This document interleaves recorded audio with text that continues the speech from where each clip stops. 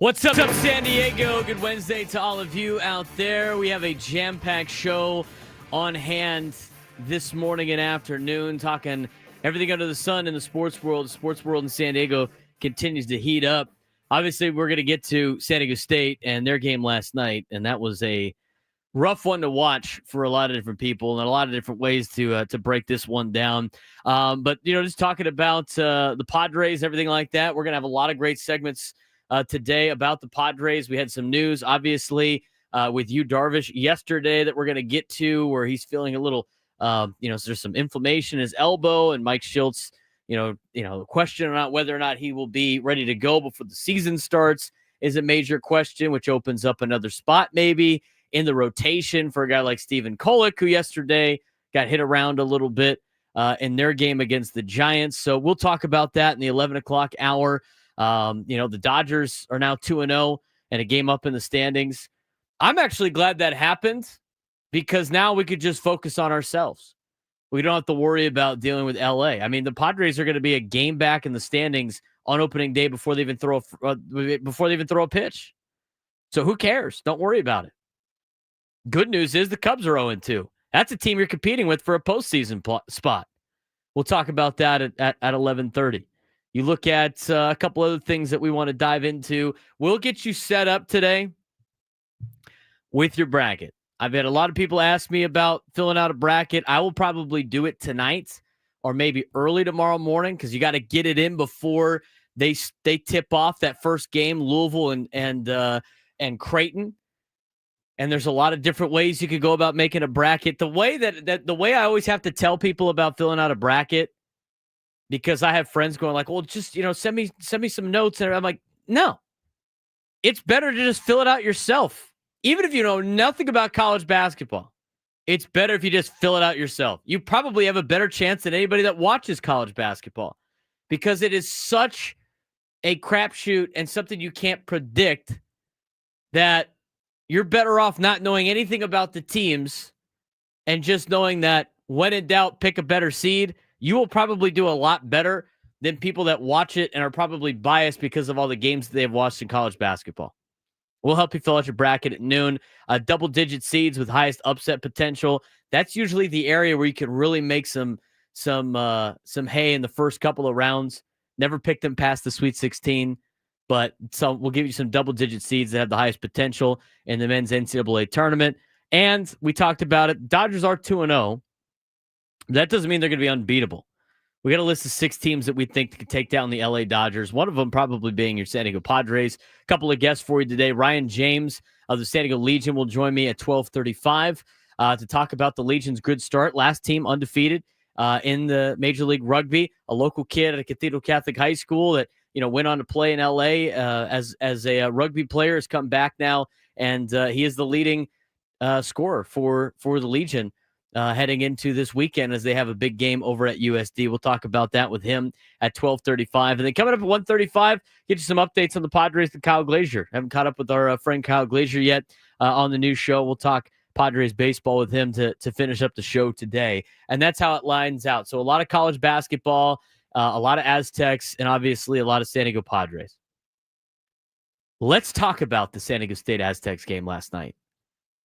That had to have been one of the most frustrating games that I had watched for a team that is one of the teams that I root for, because the game was over in like the first 5 minutes of the game. I mean, San Diego State got completely dominated on the boards. They had absolute no semblance of an offense whatsoever.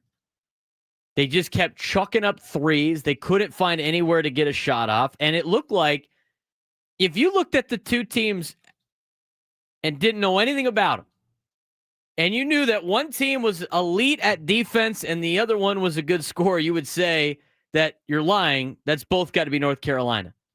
I mean, North Carolina played defense last night like San Diego State usually plays defense. I mean, North Carolina ran San Diego State out of the building last night. I mean, it wasn't even close. I mean, at one point, you had to ask the question, why even get on the plane to go to Dayton? I mean, it was unbelievable. I mean, it looked like the last time I remember a game like that was actually when San Diego State was waiting as a 6 seed to have Syracuse out of the first 4 meet him in the first round, and Syracuse ran him out of the building. I mean, it was awful to watch.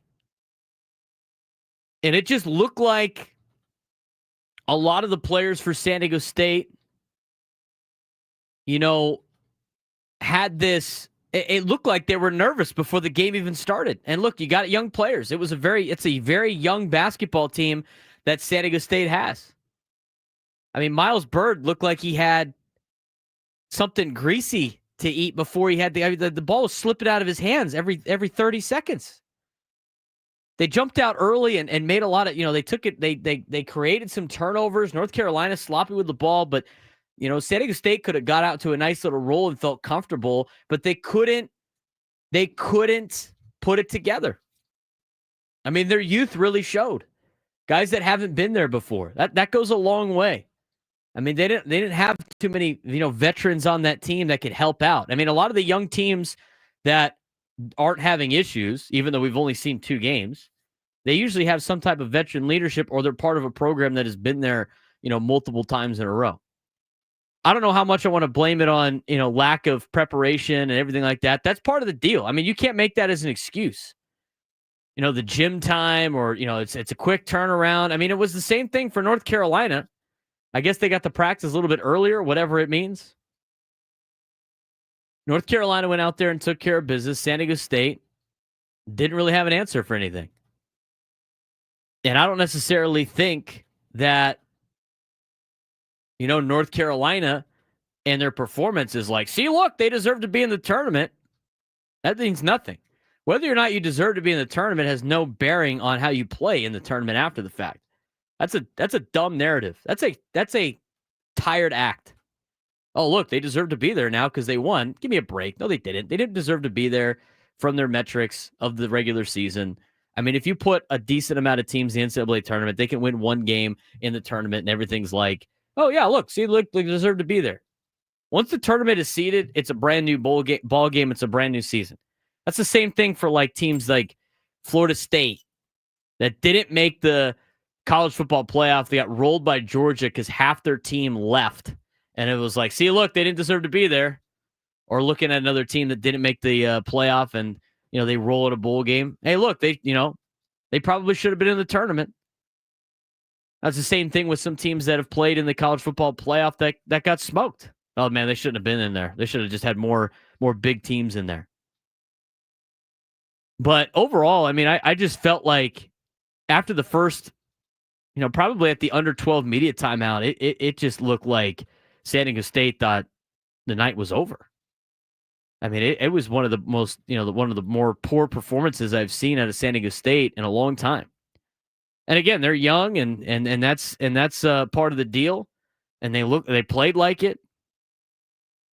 Not to say if they would have been older, it would have been better, but veteran teams do a lot better in the NCAA tournament than young teams do. It's very rare you get those one and done squads that could put it together because they're so talented. I mean, not only is San Diego State a young basketball team, but they're not as talented as a lot of other basketball teams. Ben Higgins said in the morning show, and I totally agree. I mean, there's not a lot of times where San Diego State lines up against a Power 4 school and has more talented players than they do. They don't. They don't have the same resources. They can't get the same type of players. They got to go with what they got, and it's usually a scrappy team that plays good defense. And last night, they didn't play good defense. And last night, they couldn't shoot a lick. And the years that San Diego State make runs in the NCAA tournament, they got at least a guy that could take over a game in a Jaden Ledee, Lamont Butler. That's the other thing, too. Speaking of Lamont Butler, I mean, the guard play could have been there for the Aztecs if they weren't playing for other NCAA tournament teams because they left. Because they got paid more to go somewhere else. That's not their fault. I mean, that's just the way of the world right now. They're playing by different rules. The small schools are playing by different rules, which begs the question to me and to all of you out there that love college athletics. And, we got 3 D1 schools in town, all mid-majors. Can the San Diego schools keep up in college athletics in this NIL world. I mean, look, as much as the Aztec fans want to be like, look, it's a young team and whatever, and when they come back, I mean, there's no guarantee any of these guys come back. Not with the transfer portal, not with a chance to go to the NBA. I mean, you don't know. I mean, with the way college athletics is right now, a lot of these guys might be just one and done and moving on. You got to go find something else. You could talk about being youthful all you want, but unless you bring those guys back, and I'm talking about Guath and Bird, some of the younger players, unless you bring them back and you get another year of development and you can keep them until they're juniors, that doesn't even matter. It really doesn't even matter. Look down Interstate 8 at USD. They did that 2 years ago. They went super young. They got Kevin Patton Jr., and they had which was, and he looked like, he looks like he could be an NBA level player. He did last year at USD.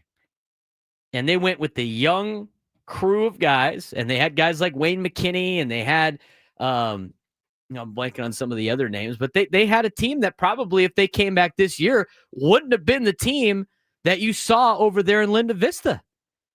But they left because they got paid to go somewhere else. And that, good for them. That's just the way it works. But if you're going to go youth and train up high school kids and you want them to develop in your pro, that those days are over. I mean, Rick Pitino even said it. Rick Pitino's St. John's team that got a 2 seed in the tournament that a lot of people think can make the Final Four. He flat out said a couple of weeks ago, we're not even recruiting high school kids. We're not even doing it. It's a waste of our time.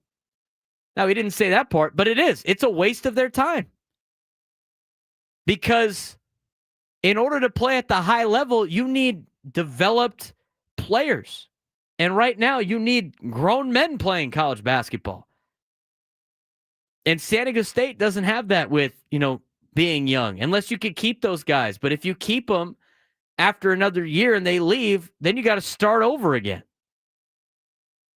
There's a handful of players that were playing in different teams. I mean, Parrish didn't make the NCAA tournament because Ohio State didn't make it. It would have been nice to have him and Lamont Butler last night, but you don't. They're on a different team. But the thing is, with the way that this team plays and the way they go about it, I mean, they could be young and scrappy, but, where do you go from here? I think the whole, should have made the tournament and everything like that is kind of hearsay. They talked about it last night, whether or not maybe whether or not San Diego State should have made the tournament. Here's CBS yesterday after the end of the San Diego State game. I'll tell you this, though. Here's the thing, Wally. It's about matchups, right? I know, again, we talk so much trash about NC, about UNC getting in. Yeah, I got just a player side over it. But seriously, we talk so much trash about NC getting. Once you get in the tournament, North Carolina playing San Diego State. San Diego State, maybe they didn't deserve to get in because they didn't beat Boise State. Good point. And I think, is that a quad 2 win? Because that's what North Carolina's great at getting. Yeah. Is quad 2 wins. That part. Because that was a quad 2 win. In the net. The quad 2. I'll just say this, shout out to North Carolina. Did a great job of beating San Diego State. It's just again, it's just a tough matchup for San Diego State. They don't have the talent that North Carolina has, and North Carolina can easily, because of their talent, move on. But it's still a quad 2 win. Didn't beat well. They beat Boise State twice, Big Bye. So I don't know. I don't know exactly what you're saying there, but it's the matchup game. But that's what the networks want. That's why you think you have this NCAA tournament expansion that they want to do. They want less of you, San Diego State, and they want more North Carolina. Let's just have all the big guys play in this tournament so we can collect all the money and get rid of all the mid-major programs as much as we can. I think it's an interesting question to ask. I mean, where does San Diego State line up in this, in any sport? I mean, we think all the problems are going to go away by just going to the Pac-12. And, San Diego State's doing the best they can and trying to pivot their way, into a spot. But they didn't handle the conference realignment as well as they should have. And now who knows where they're going to be at. I mean, they got to go out and be able to grab players that are, as big as some of the ones you're going to have to take on. I mean, go back and watch that Final Four team that San Diego State had. Go back and watch that 2020 team. They would annihilate this Aztecs team that they have. They were bigger. They were stronger. They were faster. They had more experience. So San Diego State needs to figure out what exactly the type of program they want to be in terms of how they establish a roster. Because it's a difficult time right now. The good news is you got Brian Dutcher and company and a good coaching staff. Now, I don't know what happened with the offense last night, but that being said, I mean, you got calm, cool, and collected Brian Dutcher who can lead a good program. But you're either going to be the program that goes and gets new transfers every single year and throws the cash around, or you're going to be the team that has to get freshmen and hope for the best and then be ready to say goodbye because the mid-majors are the farm system for the Power Four right now. I'm curious to see how UC San Diego does. I think they'll be in a little bit better shape because they got older players and they can hit threes. That's going to be a big, big asset. I mean, that's usually a recipe for success in the NCAA tournament. But San Diego State last night, I mean, that was just it was an embarrassing performance. It really was. I mean, at least keep it close. I mean, the offense at the beginning was just not good. It was embarrassing to watch. The defense looked out of whack. I mean, they didn't even look like they even belonged in the same building as in that game. And I saw a tweet yesterday after about 8 minutes of gameplay from an account going like, bring the 16 seeds back out here. That was rough to watch. So in terms of the entire situation of, is it a successful season? If I told you at the beginning of the year you would have made the first four and got blown out by North Carolina, would you have accepted that? The answer is no. Tough loss for the Aztecs. But that being said, as we get all the negativity out, I do have some positive comments about the season, and we'll talk about that when we come back. Plus your phone calls, 833-288-0973, 833-288-0973. Braden Surprenant Show just getting rolling on a Wednesday on San Diego's #1 sports station, 97.3 The Fan.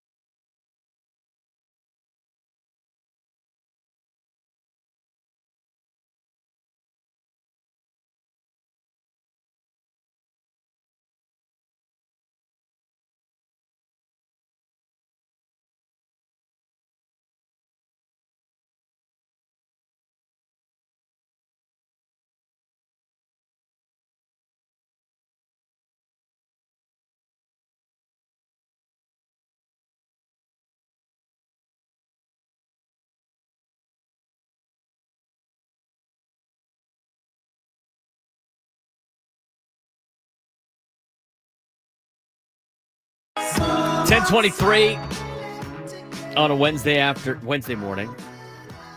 As we take it through the afternoon at 2 o'clock, and Gwen and Chris coming up later on 97.3 The Fan. We got more college basketball later on today. A couple more first four games. Xavier and Texas will play, as well as Mount St. Mary's. And I'm blanking on the other team that's in there. But it's a couple of 16 seeds will play in Dayton, and then a couple 11 seeds in Xavier and Texas. So you get a little bit more tease of an NCAA tournament. Make sure to get your brackets in before tomorrow morning, as all the brackets will be due before Louisville and Creighton tip-off. 833-288-0973, 833-288-0973. Aztecs get run out of the building in Dayton to North Carolina.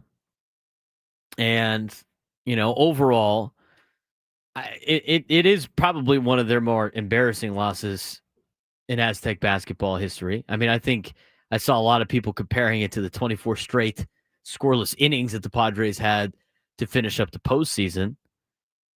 But, there are some bright spots of the season, too. I mean, I'm not going to sit here and just shred these guys. I mean, they did accomplish a lot of great things, and they have a lot of good potential in the future. The problem is you got to try to keep some of these guys.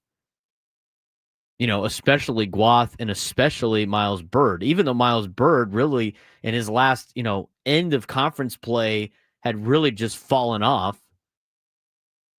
The idea of these guys is to keep them part of the organization, part of the program, and develop, and hopefully that, you get them when they're in their prime. I mean, if they start, leaving for other deals and greener pastures, which is their, right to do in this day and age of NIL, then you got to start over again.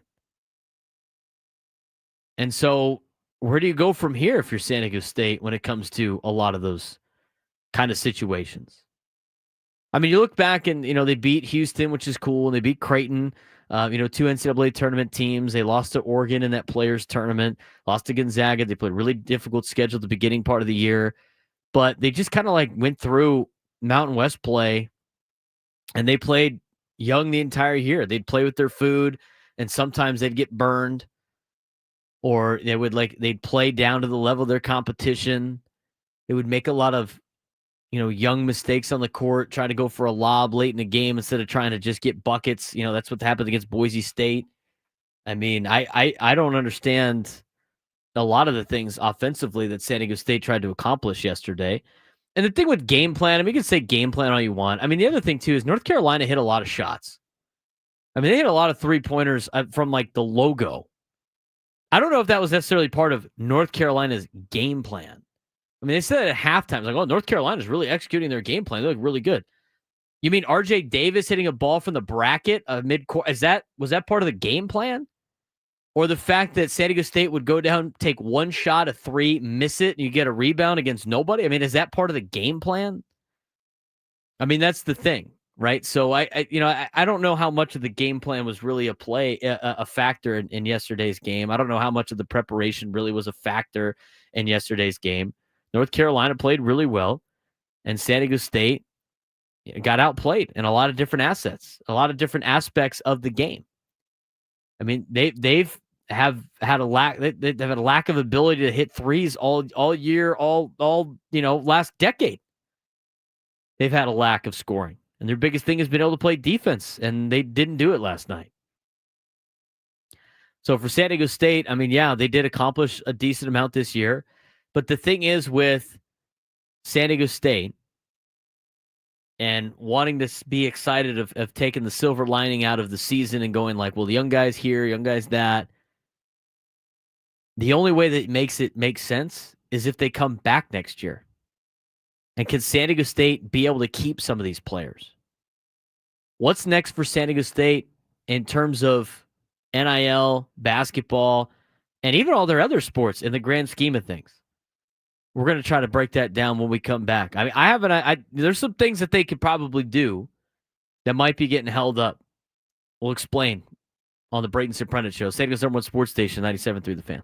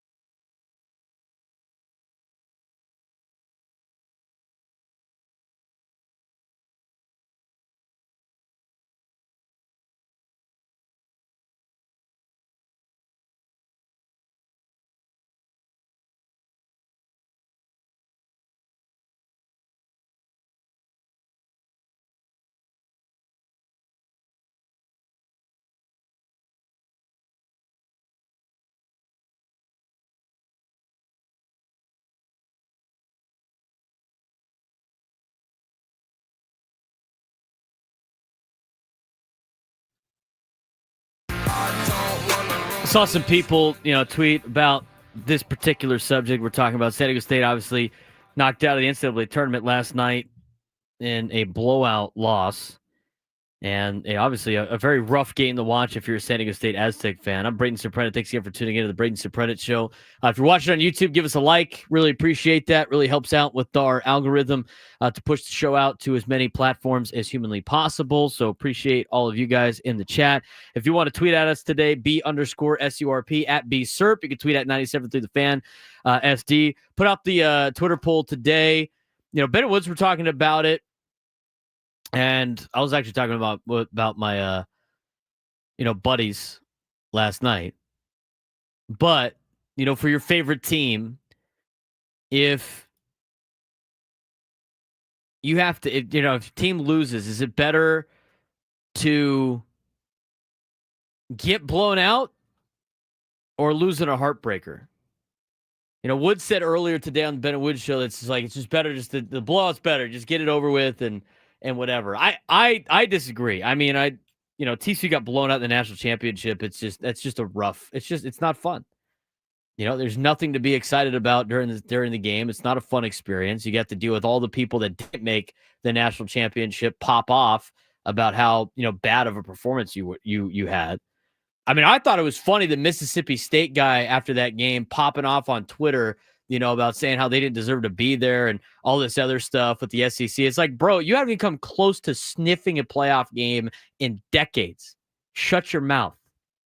I know Mississippi State ain't talking S right now.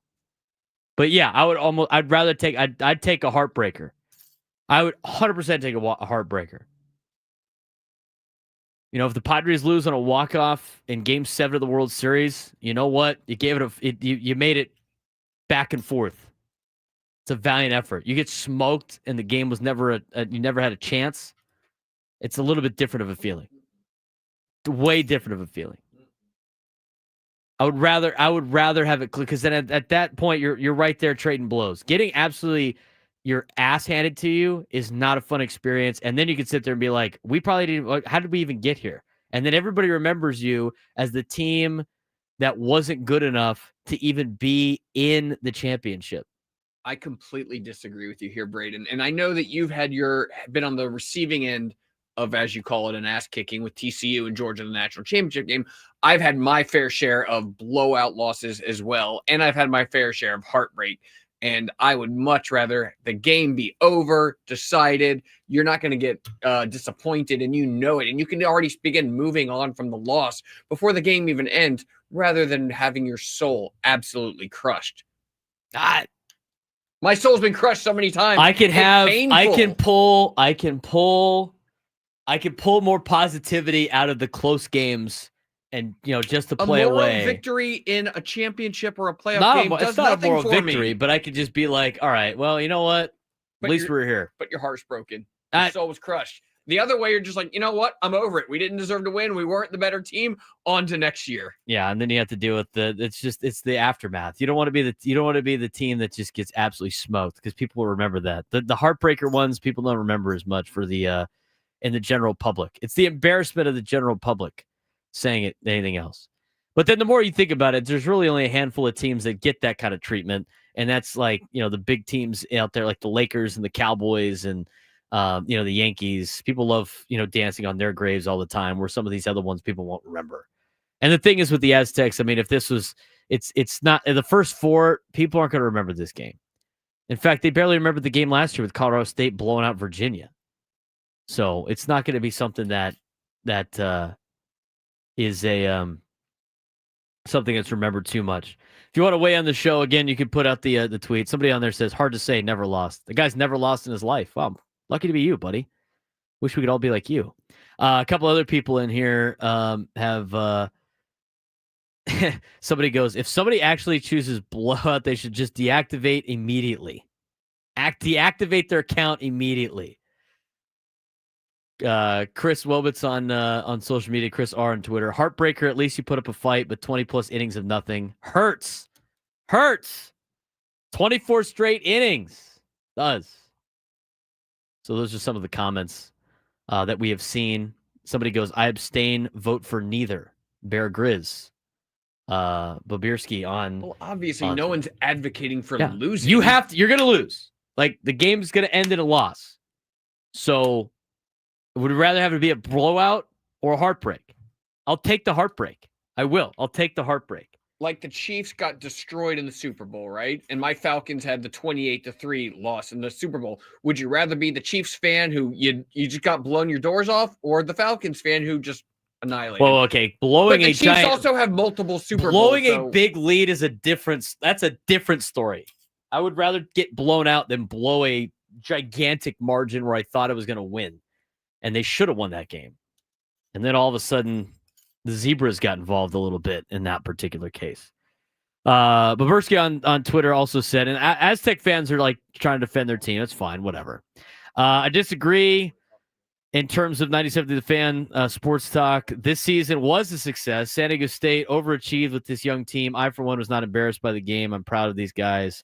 It was inevitable and a learning experience. Hopefully it fuels their fire. Learning experience for them to leave, dude. I mean, like, that's the case now.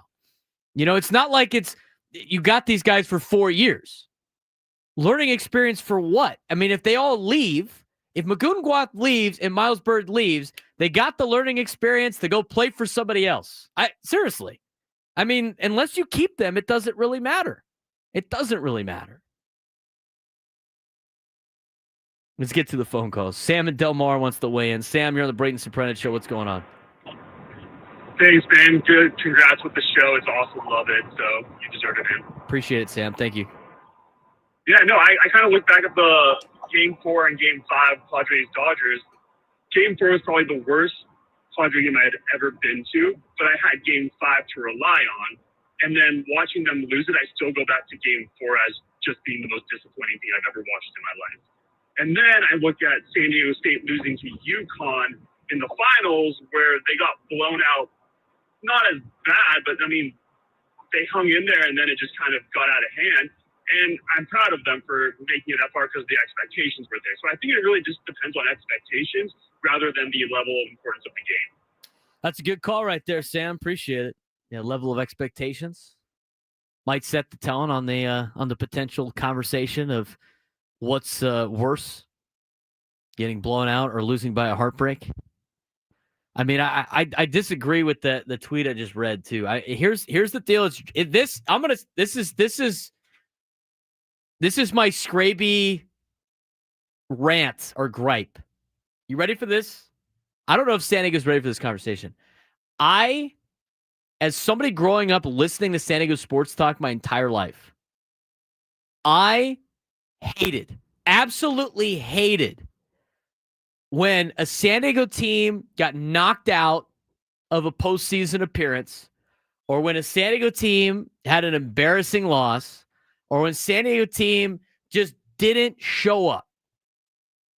And the next day on the radio, it was, "Oh, good job, guys! It was a great season. Everything's great. Like it's a little league team. Here's your snow cone for playing."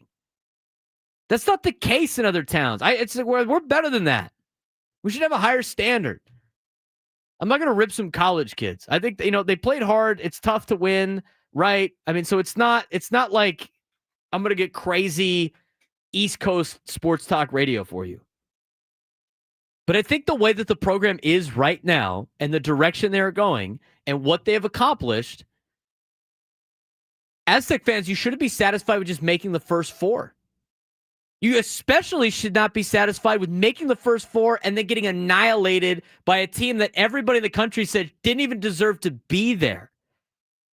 You gave them a reason to put them in the tournament now all of a sudden. You gave them a bailout. Don't need that. I just better than that. We need to have higher standards. We've never won a championship in San Diego. We've never done it. Chargers did it in the 60s. I know the Sockers have won championships. I'm talking about like major championships. Never. We have never won a championship. And the attitude is always just satisfaction for the season. We're just glad we're glad to be here. We got to change that a little bit. Look, I didn't think San Diego State was going to win a national championship this year. Absolutely not. I'm glad that the team made the NCAA tournament. But the thing is, at the beginning of the season, I'm telling you right now, Aztecs fans, Call me and tell me I'm wrong. Call me and tell me I'm wrong. At the beginning of the year, you guys thought you were winning the Mountain West Championship. You did. I had many of you tell me that. This team's good. We're going to win the Mountain West. That should be the goal every year. You're San Diego State. You're so good you have to leave the conference, right? That's why you're going to the Pac-12. That's where you're going to the Pac-12. Even if you have a young team, your program has been the class of the Mountain West for the last decade.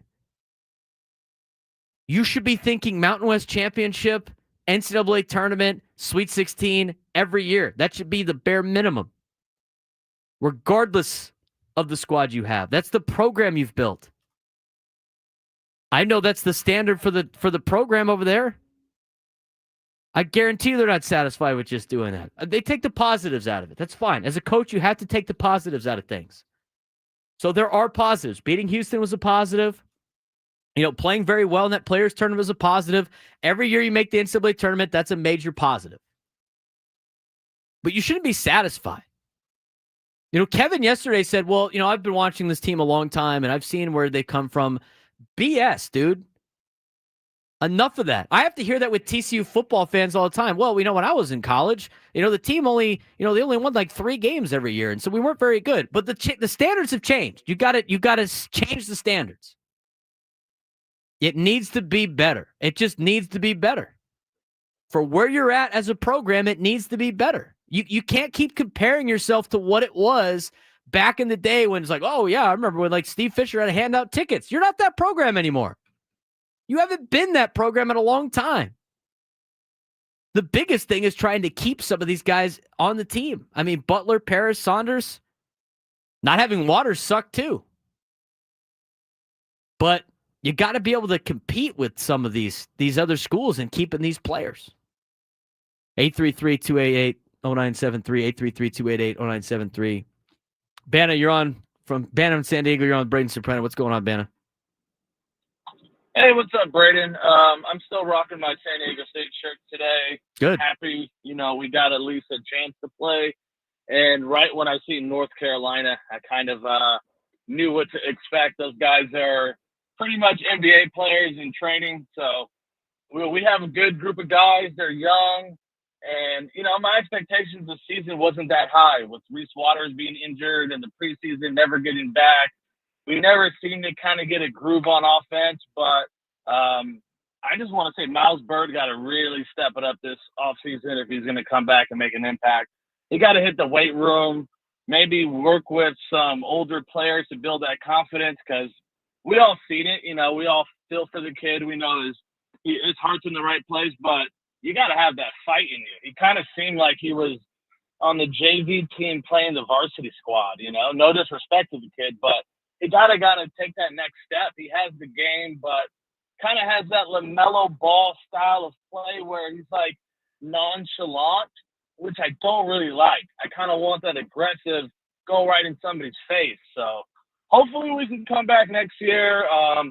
I don't think we're going to get Goff back. I think he's going to get the bag, so can't be mad at that. But, yeah, man, we got to just maybe start looking at some JUCO players or going after some bigger guys because after we lost LeDee, we kind of don't really have an inside presence, and that's kind of what we need if we're going to have that defensive mind state that we kind of want to keep. So that's my 2 cents, man. That's a good call, man. Appreciate the phone call. He's right on the big men.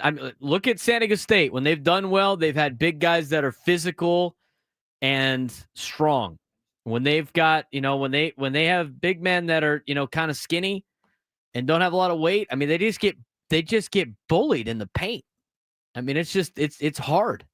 It's hard to find those guys. There's a reason why the good teams have those guys. There's not allowed to go around. It's like linemen in college football. That's the biggest difference between San Diego State football and an SEC football team is the line. I know last year the passing attack wasn't very good for the Aztecs, and they're improving that. I still believe in Sean Lewis.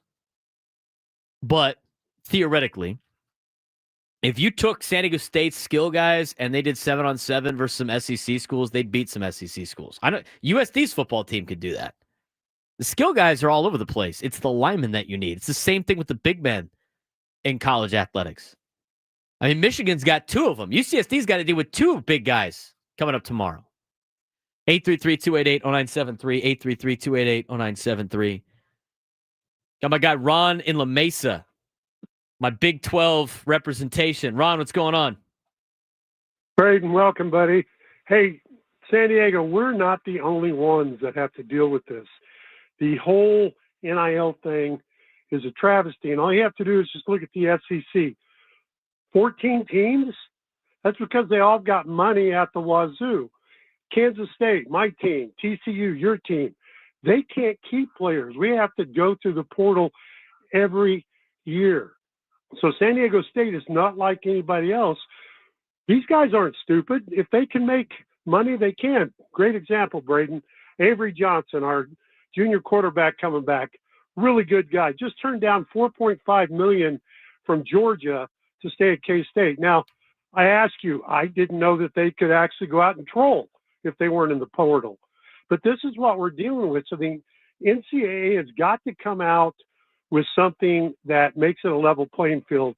And Stephen, what was his name? Anyway, the guy on ESPN had a great idea. NCAA's got to come in and put a cap for each year the guys are there. Freshman year, they can qualify for $500,000.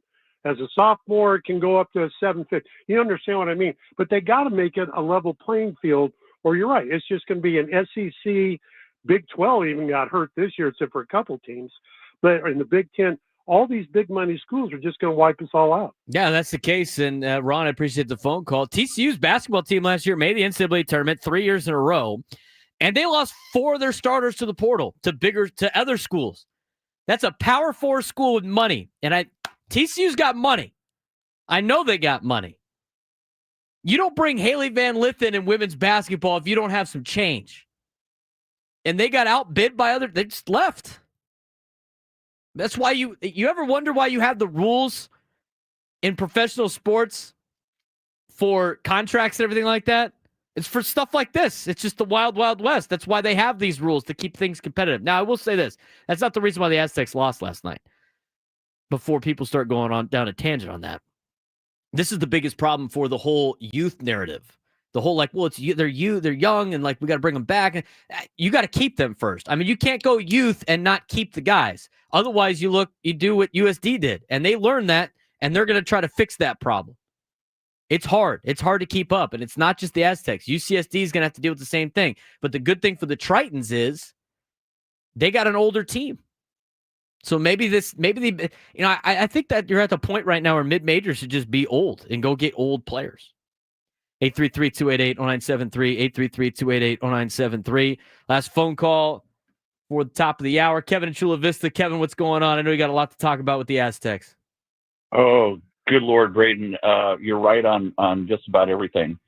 Just to clear up yesterday, the context that I used from comparing the past to the present is that I have seen a lot better Aztec players come out of the program than what they presently have.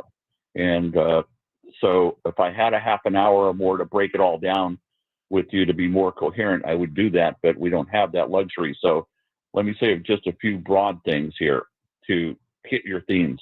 First of all, this loss was a terrible loss because of the fact that you're on the national stage. Yep. And at a time of controversy of other teams, frankly, being more deserving, and I can't disagree with that based upon the trend of Aztec basketball was not good coming at the end, especially the loss to Boise State. Secondly, let me say this, and this is going to upset some folks. We may have seen the last of the Aztec basketball era as we know it because of the things you brought up. We are not a deep pockets community that can continue to fund NIL, not only for basketball, but now you're asking us to fund a football team as well. So I will correct folks. These are paid players now. They are no longer college students as in the old tradition of you can't touch these guys or criticize them. I can touch them and criticize them. There are several players on this squad right now, Miles Bird being one of them, I'm not enamored with. And there's too much inconsistent play, too much playground play lacks discipline, and I'm talking about straight across the board in this team. Kevin, you're saying a lot of right things. I appreciate the phone call. That's definitely the case. I mean, first of all, like, don't go crazy with DMing players and doing that crazy stuff. But they can be held accountable. I mean, it's not like they're just trying their best and trying to get an education. We'll talk more about this. Plus, we got some info on Yu Darvish. What's the rotation going to look like come opening day? A little shaky now. Braden Surprenant Show, 97.3 The Fan.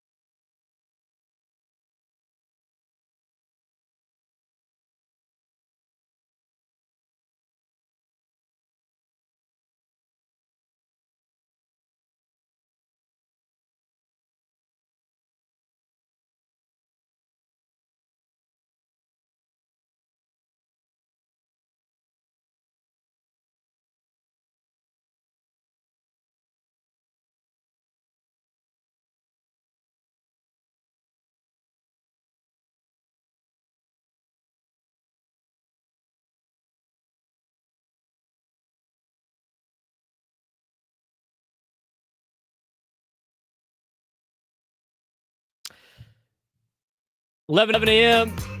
on a Wednesday morning, talking a lot of Aztec basketball and everything like that. I got some more stuff on San Diego State. I mean, my biggest question with the Aztecs here, and it's not even sports related to an extent. What's going on with the rest of the Mission Valley project? Like, I'm sure, like, I could get Jennifer Van Grove on and I can get an update from San Diego Jim. Like, I don't know. I'm generally curious because they got the River Park done, if I'm not mistaken, and the stadium's built, and they wanted to add, like, there's room for, like, retail and everything like that around the state. Like, when are they going to start building that stuff? You know, to me, it would make a lot of sense to help fund the football program and your athletic department if you build up that area, as I've been told people over there want to do, to make it a place to be on a game day and more, with bars and restaurants and retail stuff around the area of Snapdragon. They own the land now. They own it. Being a landlord in the state of California is a very lucrative business. And I know they're going to try to save some space for the research and academic part of things, which is fine. They're a university after all. I'm sure it has to go with some of the funding they got in order to build the stadium from the CSU system. But I'm generally curious because it made it sound like they were going to build that up relatively, at least start after. I mean, it's in the plans. They showed the plans. So it's not like I'm just throwing an idea out there. This was in their plans of their proposal of their stadium, was this particular setup. And I've talked to the people that are supposed to fill said buildings with tenants. Why haven't they started doing that yet? I mean, I feel like that's a lot better way to fund the football program and other things. I mean, obviously they can't just take that money and give it away in NIL. That's not how that works. But isn't that a way to try to get people in the area, into the Snapdragon Stadium? I mean, it's already almost impossible to get anybody to go to an Aztec football game. Build around it. People will come. Why, it's Field of Dreams. I mean, that's why they say it in Field of Dreams. So I'm generally curious. I don't know if anybody knows any details on that. But to me, I feel like that's a prime way to get out of a lot of their problems. I mean, the Giants do it up in... Now, that's a business. It's a little bit different. But the Giants still own the land that Candlestick was on, and they turned it into condos or apartments or something like that. They still own the land. They purchased a gigantic area of land. That's why everybody wanted it. So you can say what you want about Soccer City and like, oh, we're going to bring soccer here. They wanted the land. Everybody wants the land. They build the stadium secondary. That's just to get the votes. You build the stadium to get the votes, but you really want the land. That's where you make all your money. So to help pay off that stadium, you got to build around it. You got to invest, spend money to make money. I don't know what's taking them so long to do that. Obviously, permits and all. I get it. I know all the construction guys around town listening are probably like, permits, dealing with the city, pain in the ass. Yeah, it is. But that's what you do with the land, and it was in the plans. I don't know when they're going to start that. Somebody might know. I don't know. I'm just generally asking. Feel free to give me a call or tweet at me at @B_SURP. I'd like to know. I would like to know when they want to develop instead of having it be a $50 dirt parking lot, as said in the chat. I don't think it's that expensive. Maybe it is. But, the parking lots are not going to make you as much money as physical buildings that have establishments that would be fun to go to before a Aztec football game or a whatever MLS game. They did the River Park part. So, had it in the plans. Would like to know. You want to talk more about the Aztecs? 833-288-0973, 833-288-0973. It's a lot of good back and forth on social media here with a couple of things. I'm hopefully like people understand where I'm coming from, but this is what you have to do in order to, you want to have a good program. People are upset that I'm a little aggressive here on the Aztecs, but it's like your goals should be a lot. You shouldn't be satisfied with just making it and getting blown out. I understand the circumstances of the season might change a little bit, but you can't be satisfied with getting smoked in a tournament going like, well, at least we got it here. That's great if you're UCSD and you've never been to an NCAA tournament before. Or your High Point, or one of these schools that's just so thankful to be there. I guarantee if UCSD continues to do great things in the Big West, they're not going to have that attitude anymore. They're going to be like, yeah, we're here to win. I learned this, from one of my coaches in high school. There's no such thing as a moral victory. You lost. You don't get to hang a banner. I mean, they're not going to hang a first four banner. Maybe they will. I mean, I wouldn't hang a first four banner. I mean, you could hang an NCAA tournament appearance banner. That's an accomplishment in itself. But, just to be there and be satisfied with that, I wouldn't be satisfied. I think Aztec fans, you should want a little bit more, especially the heights that it's gone to. You can't lose the momentum of going to the Final Four a couple of years ago. 833-288-0973, 833-288-0973. We're going to transition to Padres baseball. So Stephen Kolek pitched yesterday. He's trying to seize a rotation opportunity. He was competing with Kyle Hart for the number 5 spot. I still think Kyle Hart versus Stephen Kolek, I would have Kyle Hart. And if we were just talking about just the number 5 spot,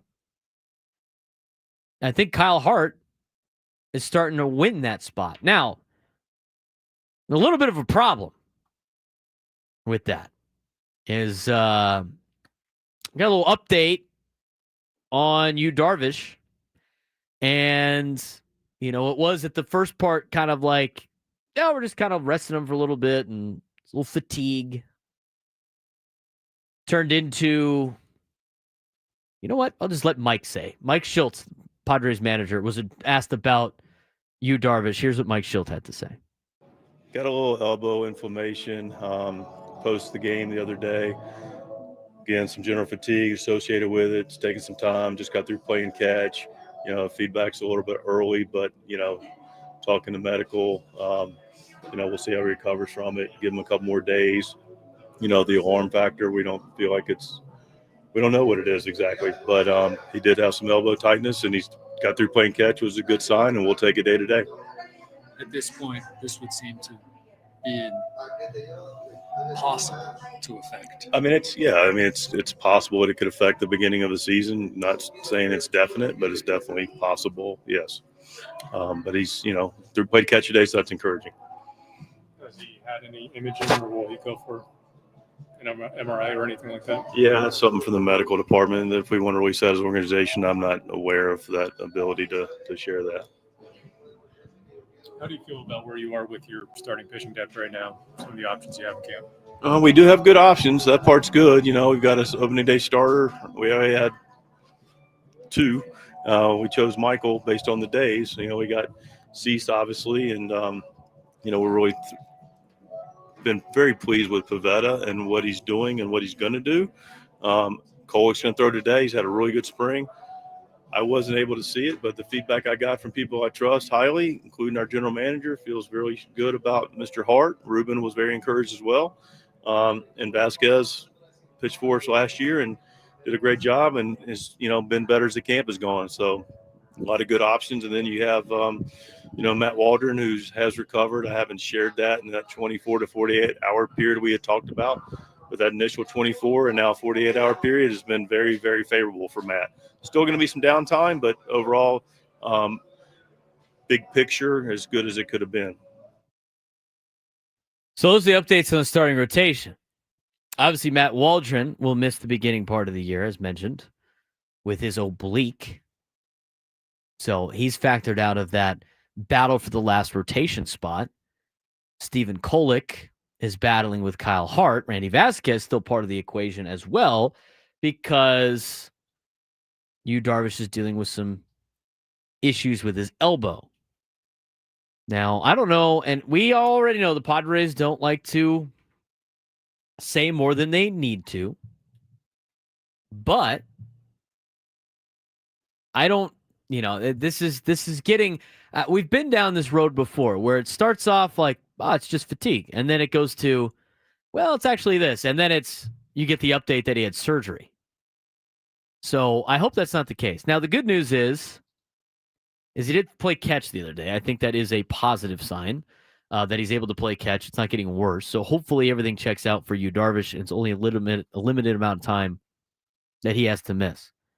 But this opens up an opportunity now for Stephen Kolek and Kyle Hart, now Randy Vasquez, to all be part of the team. I mean, again, we've talked about this ad nauseum for the last couple of weeks. They want some guys in AAA, but they also want a guy in long relief. And if with a couple extra spots now open in the rotation, maybe Randy Vasquez is part of the conversation a little bit more. I mean, Kolek yesterday, he did okay. He wasn't atrocious. I mean, you can evaluate it from what it's worth. I mean, I think he could probably start for this team. But I said it yesterday. For all of the pros that I have for Stephen Kolek, he's just not ready this year. I think he's a future asset for the Padres. But now he might be pressed into action because of what was the deal with Yu Darvish. A lot of people in the chat that are worried about the Dodgers so much. One guy in particular. It lives in his head rent-free. They live in his head rent-free. They're swimming in his head. He's so inundated with the Los Angeles Dodgers. Well, they played last night, and they're 2-0 now. Now that they're 2-0 and a game up in the standings, I'm actually glad. And I'll tell you why. Plus, is that really a home run earlier this morning? What's going on with that? We'll discuss when we come back. The Braden Surprenant Show. San Diego's #1 sports station, 97.3 The Fan.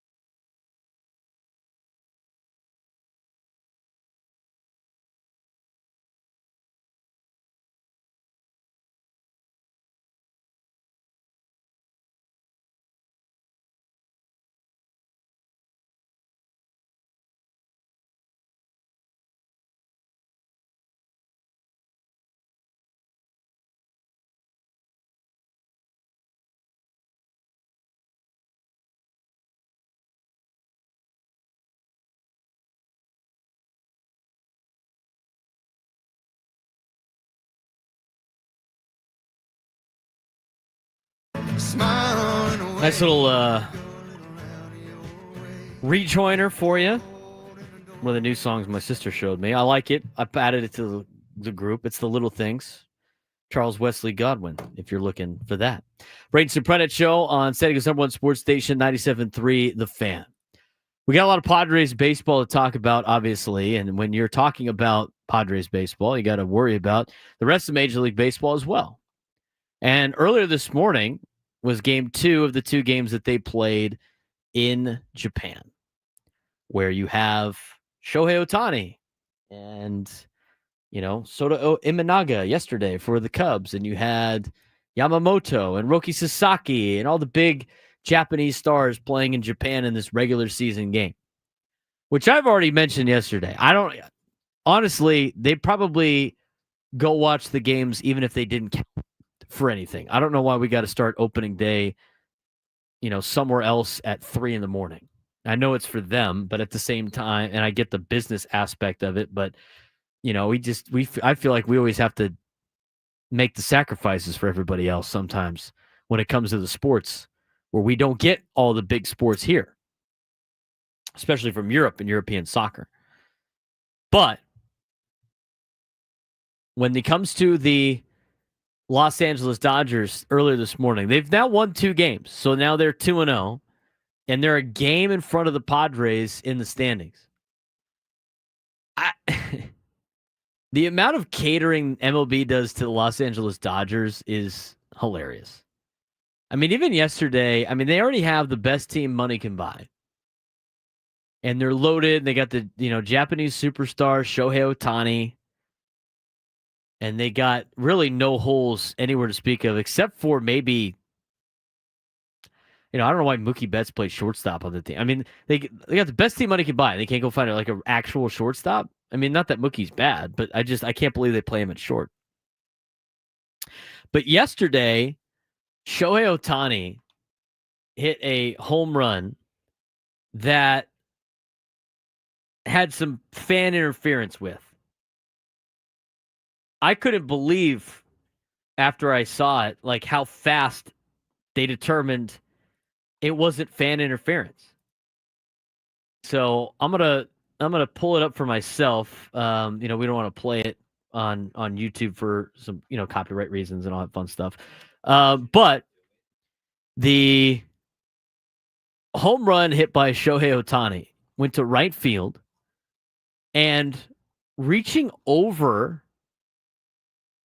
the stands was some fans, and they reach out and they catch the ball over the fence, or they touch it over the fence, and it drops into fair play. The ball's not leaving the ballpark. And you could tell they are completely outstretched over the home run line. And they go to review, and the review takes 15 seconds. And they're like, yep, home run, we're good. In what world? In what world is this a home run? In what world? The people on YouTube, you can take a look. I'll quickly show it. I've seen that play so many times in the United States. Fan interference, not a home run. I can't believe that was confirmed so fast. They're stretched out in front. The Cubs broadcasters on Marquee Sports Network had been losing their mind. And Cubs fans had to be losing their mind. This love affair for the Dodgers and just putting all of their eggs in the Dodger basket for MLB is such a bad look. Because when you got other teams, now here's the deal. You know what? Being in San Diego and being in their shadow all the time, you could see why Padres fans would be infuriated about the different rules that the Dodgers play by. And we've been saying it a lot for a long year, right? Because it's not comparable between what LA can do and what San Diego can do. And I'm not going to get into the weeds of that. We've talked about that enough with their TV contract that they have, where they could start the year with $300 million ready to spend, and all the money that they get in a major market and everything like that. And players, flocking to go there. they already have an advantage of the Padres. That's already a major deal. But when you have other teams in Major League Baseball also feeling like this is kind of ridiculous, and I'm talking about other teams that usually get catered to as well. The New York Yankees, the Boston Red Sox, the Chicago Cubs, the San Francisco Giants. The marquee teams that Major League Baseball wants to showcase in other cities. That's why we're blessed to have the Padres, because they have to show off all their good teams that they like because they're so archaic in Major League Baseball. But they have completely gone into saving baseball by using Shohei Ohtani and then really making the Dodgers the Major League Baseball traveling circus. Because the whole benefit of the doubt for the Dodgers and Ohtani, this won't be the first time. This will be more. I mean, you'll see more of this. Just be prepared to be frustrated, Padres fans, when you have to deal with this in the regular season. I mean, it's happening to the Cubs. People love the Cubs. They got a huge fan base. That doesn't happen to the Cubs a lot. It doesn't happen to the Yankees a lot either. You're going to see with the Yankees too when they play LA. And the Red Sox in the American League. And all these other teams that usually get everything in Major League Baseball. Major League Baseball trying to save their product by just going all in on Shohei Ohtani and the Los Angeles Dodgers is making such a bad move. Because what this is going to do, it's going to infuriate the owners of the other big teams too. And in this club, I mean, everybody thinks they are the big guy in the room. I'm going to phrase it like that. The big guy in the room. And they don't like being second fiddle to anybody. That's just how these organizations are. And when you're going to see, already the offseason where they finagled their numbers, and it's all into the rules, but they have the luxury to do it, and now get the benefit of the doubt of everything else with calls and being catered to. What do you think that lockout's going to be like? They're going to be like, we got to fix this. We need to fix this. And that lockout at the end of the 2026 season is going to be catastrophic for Major League Baseball, because you already have enough people that are just tired of baseball's antics. I mean, they're trying to compete with the NFL, they're trying to compete with the NBA, they're trying to compete with college athletics. I mean, Major League Baseball, I don't know how many times they keep saying they're trying to go young. They're 10 years behind everybody anyway. And you know what's not going to help grow the game? I mean, you're going to grow it for one team in one country, but catering to Shohei Ohtani and the Los Angeles Dodgers is not a great way to grow your product. Or everybody's just a giant Dodgers fan, or they just, I guess, hate them. It's not necessarily bad to have a villain in your sport. But I can't believe that call yesterday. It seems so eyewash with Major League Baseball. And the incessant talk about Ohtani. I get it. He's the best player in your league right now. But how quickly they got rid of, anything that was bad that was surrounding him, and how much they just continually shoved this guy into our world is insane. And last night earlier this morning was another example of that for Major League Baseball. I mentioned the Dodgers are 2-0. I'm going to tell you why that's not a bad thing for Padres fans, because maybe it will change our outlook on some things. To focus on ourselves and not about a team in LA that doesn't even matter to us until a 5-game playoff series. We'll discuss next on the Braden Surprenant Show on San Diego's #1 sports station, 97.3 The Fan.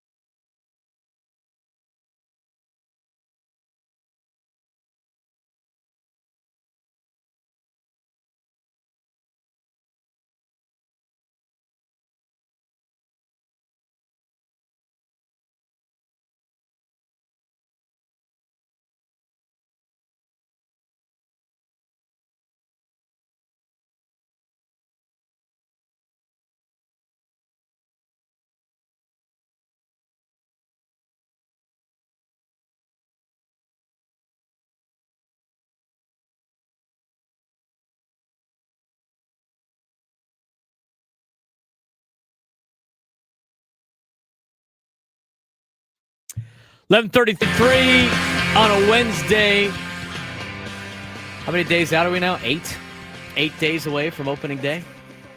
It's going to be a fun time out there at Baja Rick's. Looking forward to it. We'll be joining you guys out in the public on Friday. Going to be a fun time out at Dave and Buster's. Join 97 through the fan at Dave and Buster's in Mission Valley this Friday as we broadcast live all day long in celebration of the biggest college hoops tournament of the year. Ben and Woods will kick things off at 6 a.m., followed by myself at 10 a.m. and Gwen and Chris at 2 p.m., going up to 6 o'clock. And then we'll wrap up the day with Matt Scraby and the Matt Scraby Show at 6. There will be a breakfast burrito station, drink specials on mimosas, Bloody Marys, and beer throughout the day, basketball shooting competition, and hourly raffle giveaways. Join us at Dave & Buster's at 2931 Camino del Rio North next Friday for a full day of fun with your favorite fan talk show. It's going to be a fun time with the NCAA tournament going on Friday.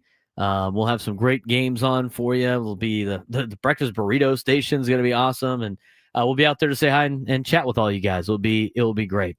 So looking forward to that. Want to mention we are talking Padres baseball this hour. Baseball coverage on 97 through the fan is presented by T-Mobile. Head to T-Mobile.com and get a great deal on an iPhone 16 Pro.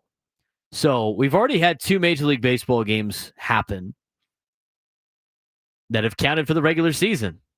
And the Dodgers have won both of those games, which means they are a game up in the standings on the San Diego Padres, sitting at 2-0. So before Michael King even throws the first pitch of the season at Petco Park, the Padres are already down in the division by a game. That might seem like bad news, but based on the trajectory of where the Dodgers are supposed to be and what they're going to do this season, the less we have to think about them, the better. And I've already said, I mean, this has been the entire offseason, the YouTube chat has just been so enamored with what they've been doing up in LA. And I understand, you have to understand your competition to a certain extent. And they shut the Padres out for 24 consecutive innings in the postseason last year. They went on to win a World Series. Padres were a couple of games away from potentially probably doing that themselves. So that stings and that hurts, obviously. And then they went out and went and made their team even more loaded than they already are. They really sucked the wind out of Padres fans' sails going into 2025. Padres added at the margins. Again, they didn't have a ton of money to bring big free agents or make huge trades. I think people need to be realistic when it comes to the situation that is at hand for them. And so from that, it was just doom and gloom for the majority of the offseason. Now, I think the way the spring training has gone has gotten me excited for Padres baseball. I'm excited for the season to start in 8 days. I'm excited for Michael King. I'm excited for some of these storylines. I'm excited to see some of these young guys go out there and play. I think the way that they have handled everything during the spring training in terms of a mental makeup and the way that they've built their roster is successful. I think it leads to success. I don't think you necessarily need to have all of, the top players.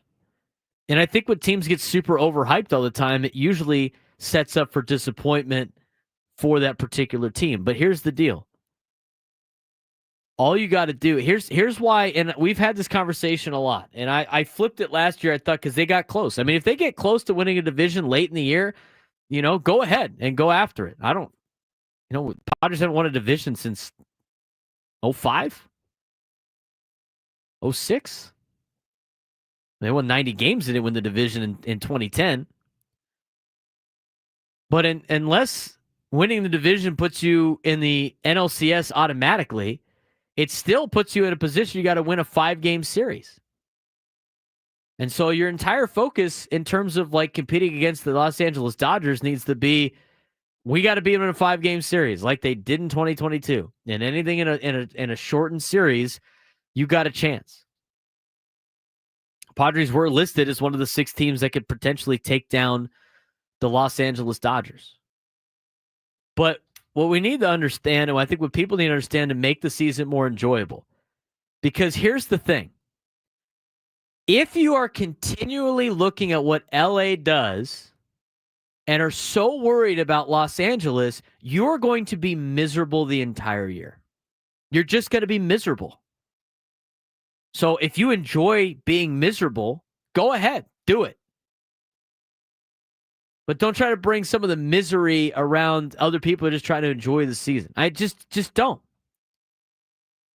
You're going to be miserable thinking of things like that. You got to not, and I've had this conversation before. I know it's hard. It's the only team in town, the only major, team in town before MLS showed up. You want to treat the team like it's the NFL. You can't treat it like it's the NFL. You can't. You can't treat the Padres game. You can't treat baseball games like it's the National Football League. It's not. You will go insane. Living and dying on every game. You will go insane. You can't do that with baseball. You got to break it down in stretches. And guys got to play good in stretches. There's going to be some 5-6 game losing streaks in the season. There's going to be some 5-6 winning streaks in the season for the Padres too.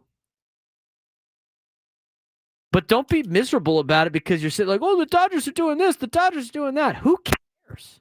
Honestly, who cares? Doesn't matter. It doesn't matter. You play them less times now than you did in years past. You haven't won the division in years. I don't even know why you care about that anymore. It gets you maybe a bye. I mean, up until last year, the bye was not even anything that favored teams. I mean, until the Dodgers won a World Series, people were thinking about getting rid of the bye because it was unfair. The Dodgers couldn't win. So I don't know exactly what you get out of the division, a sense of, being able to hang a banner, which I guess is cool. I think, I have said before, I think it'd be a nice gift to the fans. I think it's extra if you win a division. But we've been so enamored with what LA is doing. We overhype those series. I'm glad the players don't overhype that anymore and just view it as another series. It's probably better for them. But shouldn't be worried about the Dodgers. And the thing with the Padres too, and people want to we got people in the chat arguing about what the Padres front office has failed to do and everything like that. They're way better than they were the last couple of years, and they continue to get to their spot. Unfortunately, they've spent the money that they had willing to spend. There's only so much more I can say about that. What exactly do you want them to do? This is what the circumstances are. You have to view it kind of fair. They're not going to go out there and sign XYZ every single year. They did it already. They spent the money. The other thing they're not going to do is they're not going to just eat a bunch of money to ship off Xander Bogaerts. And I think Xander's going to have a good year. I really do. I think Xander's going to have a good year. I think he has a leader on this team. I think he's a good clubhouse guy. But here's the deal. You're stuck with him. So I don't know why you would root against this guy anyway. He ain't leaving.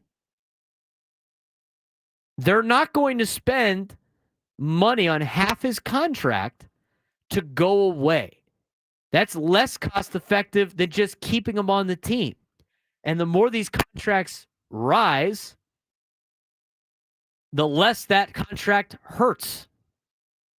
Because in about 5 or 6 years, when you're still paying Xander $25 million, there's going to be guys that are average players making that kind of money.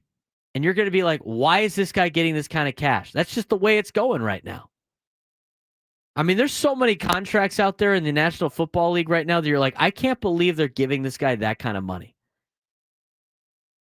But you're worth what somebody is willing to spend. And people are willing to spend right now $15 million to $18 million for average baseball players.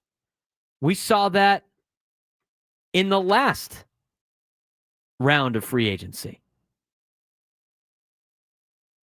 So I feel like sometimes some people just have unrealistic expectations or lack of grip of reality when it comes to the situations at our hand in terms of the business side of things with the Padres and this Major League Baseball team.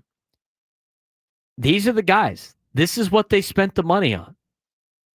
If you want to argue that they spent it on wrong, like whatever, but you can't evaluate these moves at the end when at the beginning it was like this was a good move at the time. The worst move the Padres made was giving Xander Bogaerts the contract that he did, but it's not Xander's fault. That's the Padres' fault. So it's like he's stealing from the Padres. He's not stealing from the Padres. They're giving him the money. Probably set him back a little bit with overpaying for a guy that they did not necessarily need. But you have him now. He's on the team. And even though the front office has made questionable moves, they've made a lot of great moves too. I mean, if it wasn't for AJ Preller, they wouldn't have Fernando Tatis Jr. on the team either. I mean, so it's a valuation of a lot. And where this team is at right now, it's way better than it was 11 years ago, and they're part of the conversation each and every year for the playoffs. Don't worry about the Dodgers in LA. Who cares? Let them do their thing. You got to beat them in a 5-game series. That's it. So they're a game ahead of the Padres in the standings. They might never relinquish that spot from the Padres or the Diamondbacks. Padres have bigger fish to fry. It's Arizona, it's Chicago, and it's the Braves, Mets, and Phillies, whichever one doesn't win the division. And I think it's going to be the Braves that win the National League East. That's who you need to worry about, not Los Angeles. It's time to get to the sports thread. You know that group chat? The one that's always blowing up with the biggest sports takes, debates, and breaking news? You got barbecue back there, and you didn't invite me? Yeah, we've got that too. Welcome to the Sports Thread, where we break down the top 5 stories in sports, just like you would with your crew. Oh no! Disaster! What a bad idea! No filters, no silence, just real talk. All right, Adam. What do we got today? You said not a lot of big news, I guess, outside of our big topics here in San Diego. That's correct. We're going to talk some NFL in a moment, but I'm going to start off in the world of Major League Baseball. Number 1. Showing this up on YouTube screen, but it was announced a few weeks ago that this will be the final season of the Padres' current City Connect uniforms before they get new ones. The Astros have unveiled their City Connect 2.0 uniforms. Like I said, I'm showing some pictures up on those for those watching on YouTube on the 97.3 The Fan YouTube channel. Go subscribe, watch us on YouTube, please. Why don't you describe Houston's new City Connects for those listening on the radio and give them a letter grade? All right, so the Houston Astros City Connect 2.0 is pretty cool. So they have the old school like 90s with back the blue and gold Astros, where they had the star go across their chest, like the Craig Biggio Astros before they got to the mud and sand kind of look. So they have an ode to that on their chest plate. The phrase Stros has always been integrated in our fan culture. It's the first time the organization has formally adopted Stros, so that's kind of cool. They got the mission patch on the side. Hat logo's interesting. I don't necessarily know if it's the coolest. It's kind of looks angel-y to me with the Astros hat. Yeah, because it kind of looks like a halo a little bit on the almost like the Arizona A too. It's like the Angels combined with the Diamondbacks, and they made the Astros hat. That's kind of what it looks. But it's a white on white. Socks are, stance socks are kind of cool. Call them afterburner socks. Afterburner socks. I like that. Belt loop has HTX stitched along the belt line. It's homage to the city. I like them. I think they're cool. I mean, would I buy a jersey? No, I'm not an Astros guy, but all right. Probably like a B-. Doesn't look too bad. Going with B-, yeah? I go with B-, yeah. Number 2. Getting our normal screen back up there, but we've got 2 more first 4 games today in the NCAA tournament. Number 16, Mount St. Mary's versus number 16, American University, and number 11, Xavier versus number 11, Texas. American is a 2.5-point favorite, and Xavier is a 3-point favorite. Braden, who do you like in each game against the spread? I like, what'd you say? It was a 3-point favorite for Xavier, 3-point favorite. American, 2.5-point favorite. All right. Well, American.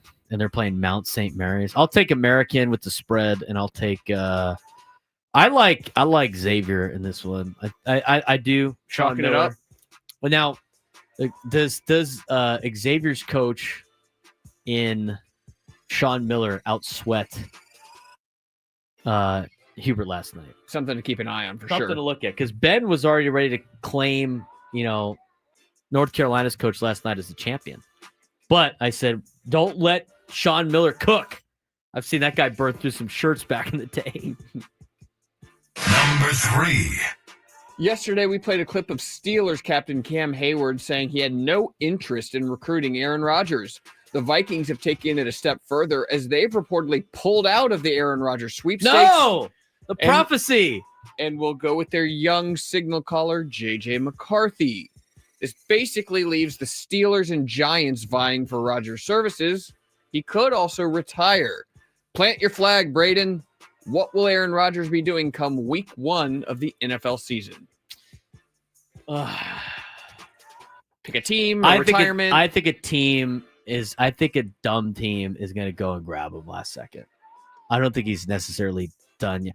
Actually, I think he retires, and then I think he comes back the following year. Going full Brett Favre here. I think so. At his age, you think he can afford to sit out a year? I don't. Do you think he cares?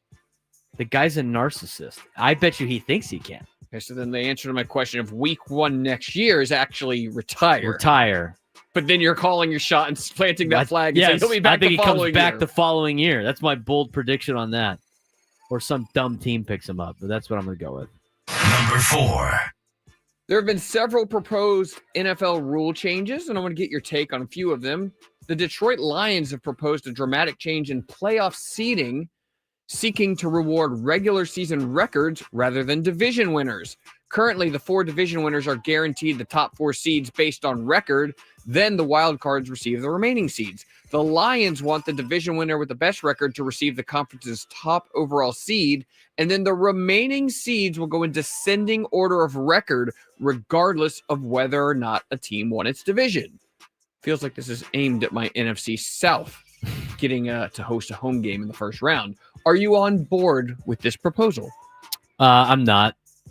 Play the division. It's so cyclical with teams all the time. I mean, the Seahawks hosted a playoff game that one year along with Marshawn Lynch when they had a losing record, and the big bad Saints went in there and they lost. And they lost. I mean, it's just my thing is, why have divisions then? What's the point? I mean, what's the point? Just to make the schedule easier? I mean, what's the point of having divisions? I mean, win the division and go. Does anybody care about the divisions in the NBA? No, because winning the division doesn't mean anything. It's just it's a waste. It's just let's just put us all in the standings. So if you do that, I say just get rid of the divisions and just make the conference records then, and then play random schedules. I'm against that. It's so cyclical. There's years where divisions are good. There's years where divisions are bad. You win your division, you deserve to have not only a playoff spot, but you should have the home field. You won your division. Number 5. The NFL's overtime rules are a constant source of debate, and the Eagles have proposed that the league use its playoff overtime rules in the regular season as well. In the regular season currently, the OT period is 10 minutes long, and if the receiving team scores a touchdown on the first drive, they win the game without the other team getting a chance to possess the ball. But if they don't score or kick a field goal, the other team gets a shot. But in the playoffs, both teams are guaranteed at least one possession, regardless of what happens on the first drive. Philly is proposing this also takes place in regular season games, and for the overtime period to be extended from 10 minutes to 15 minutes, which could help cut down on ties. If you were the commissioner of the NFL, how would you set up overtime? I love college overtime, but the problem with that is you can't do that with the NFL because they would never not score.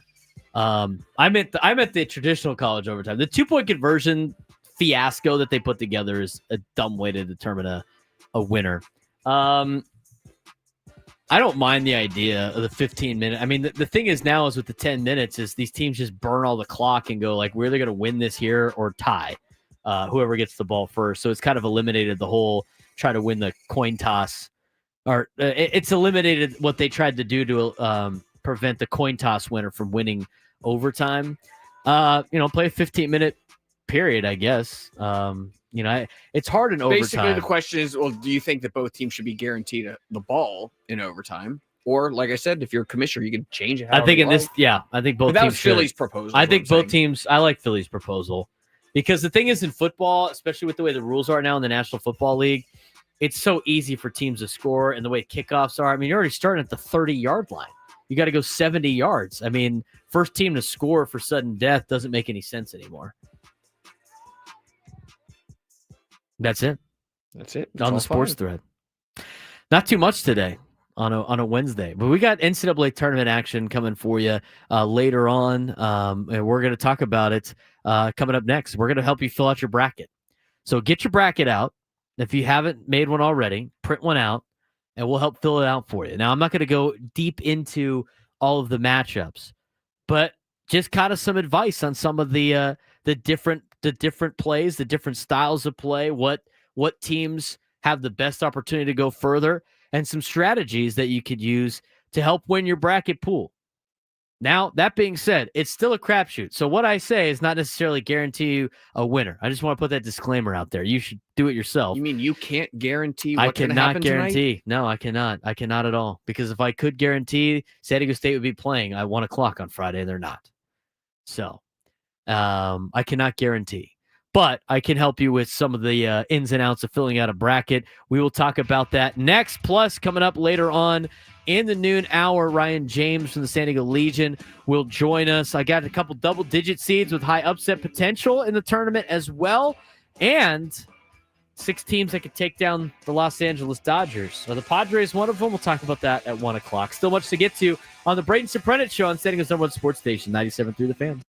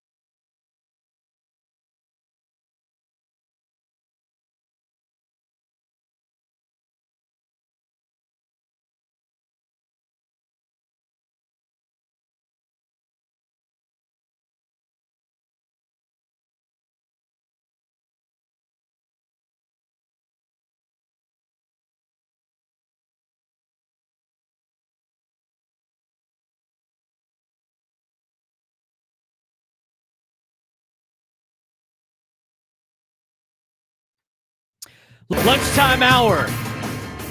What a better time.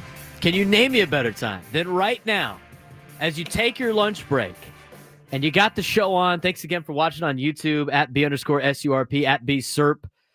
Follow us on social media. Got a lot of content coming out the next couple of days. A lot of content on YouTube, on the 97 Through the Fan page. A lot of content coming up on Instagram, TikTok, and on Twitter at B_SURP. Be sure to give us a follow. Give us a follow. It goes a long way. We can help you out as getting as much of the content out there as possible. Everybody in the YouTube chat, take some time away from arguing with the smashing you-know-whats on Twitter, as he has tried to take on the entire chat by himself right now, and give us a like on the YouTube page. I mean, it's like Antibodies in there just feasting on this guy in the chat. Feasting! He's taking on the whole chat at once. Give us a like. It helps us out. I'm not going to ban anybody in the chat unless you say something incredibly dumb. But right now, it's lunchtime, so if you got to show up and you're ready to go and you're ready to fill out a bracket, make sure you got your printed bracket out, and let's help you break this thing down. I got the bracket right now it's going to be in front of me in about 2 seconds. And you got to get your bracket picks in for any pool that you're in before the first game. First game is tomorrow at 9:15 in the morning. 9:15 in the morning tomorrow. Okay? I already know that my mom at some point in time is going to want me to help her fill out her bracket late tonight. You know what I'm going to do? I'm going to show her this clip, and she's just going to watch this because I don't want to have to repeat it twice. Something like that. I remember her saying that to me one time. Can I just say I've never understood this whole asking people to help you fill out your bracket thing? Like, I don't get it either. That's your bracket. It's your bracket. Your mom should fill out her own bracket. I agree. Based on who she thinks is going to win for whatever reason she thinks they're going to win. Now people like that don't watch, and I am not going to say that I watch hours of college basketball.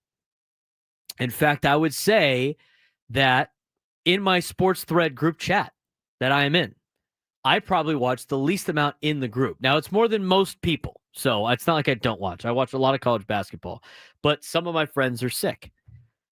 They are sickos, and they watch these insane games that they have on TV. They would watch that game last night, that the 16 seeds of Alabama State and St. Francis of Pennsylvania.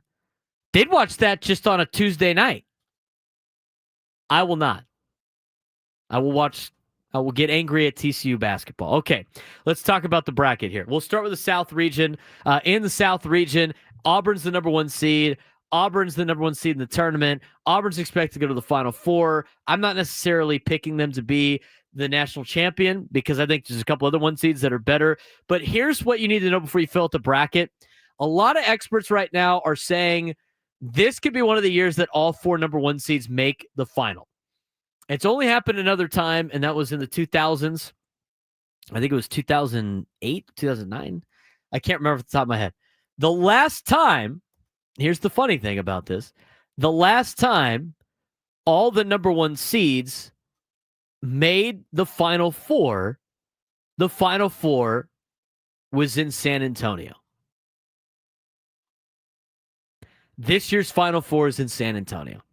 Don't think it really matters. But that's an interesting facet. So the last time all number 1 seeds made the NCAA or made the Final Four was 2008 in San Antonio, and this year's site is in San Antonio in 2025.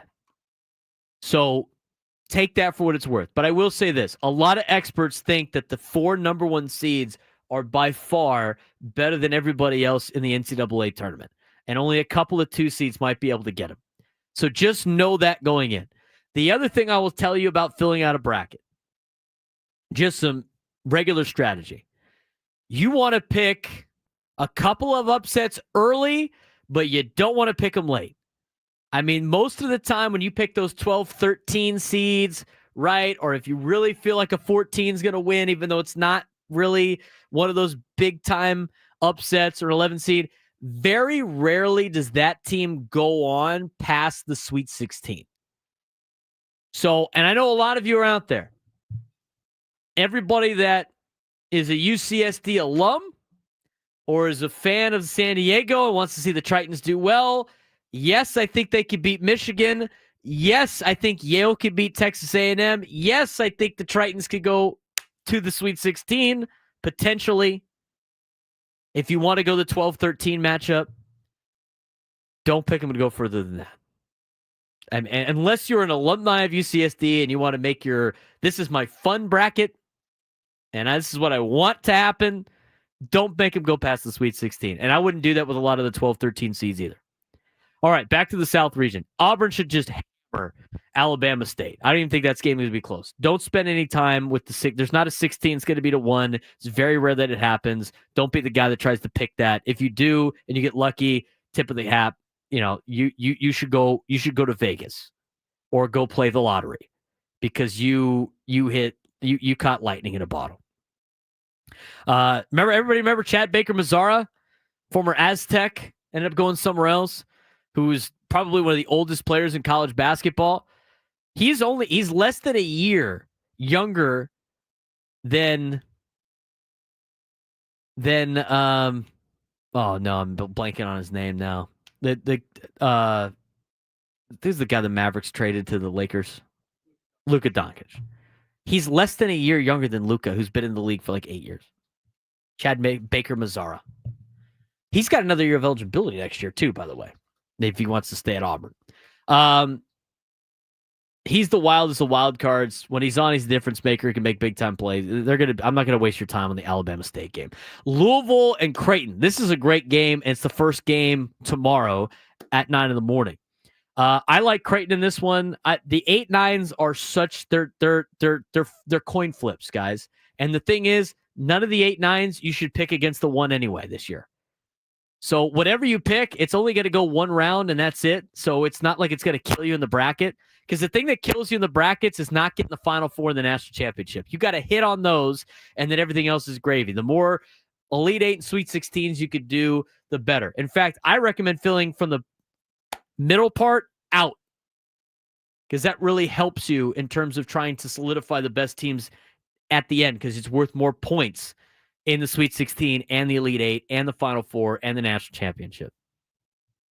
I like Creighton over Louisville. It's a coin flip game. Don't be too, enamored with that. They would technically be the upset. No real upset in an 8-9 game. Louisville's had a great year, increasing its win total by 19 from the year ago. Chucky Hepburn is a great point guard to control the game, but Creighton's probably going to handle it. I mean, they're the best. They have the best defensive player in the Big East in Ryan Kalkbrenner.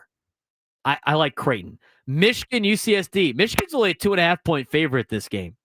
And they got two big men. They got two 7-footers in the middle in Vladislav Golden and Danny Wolf.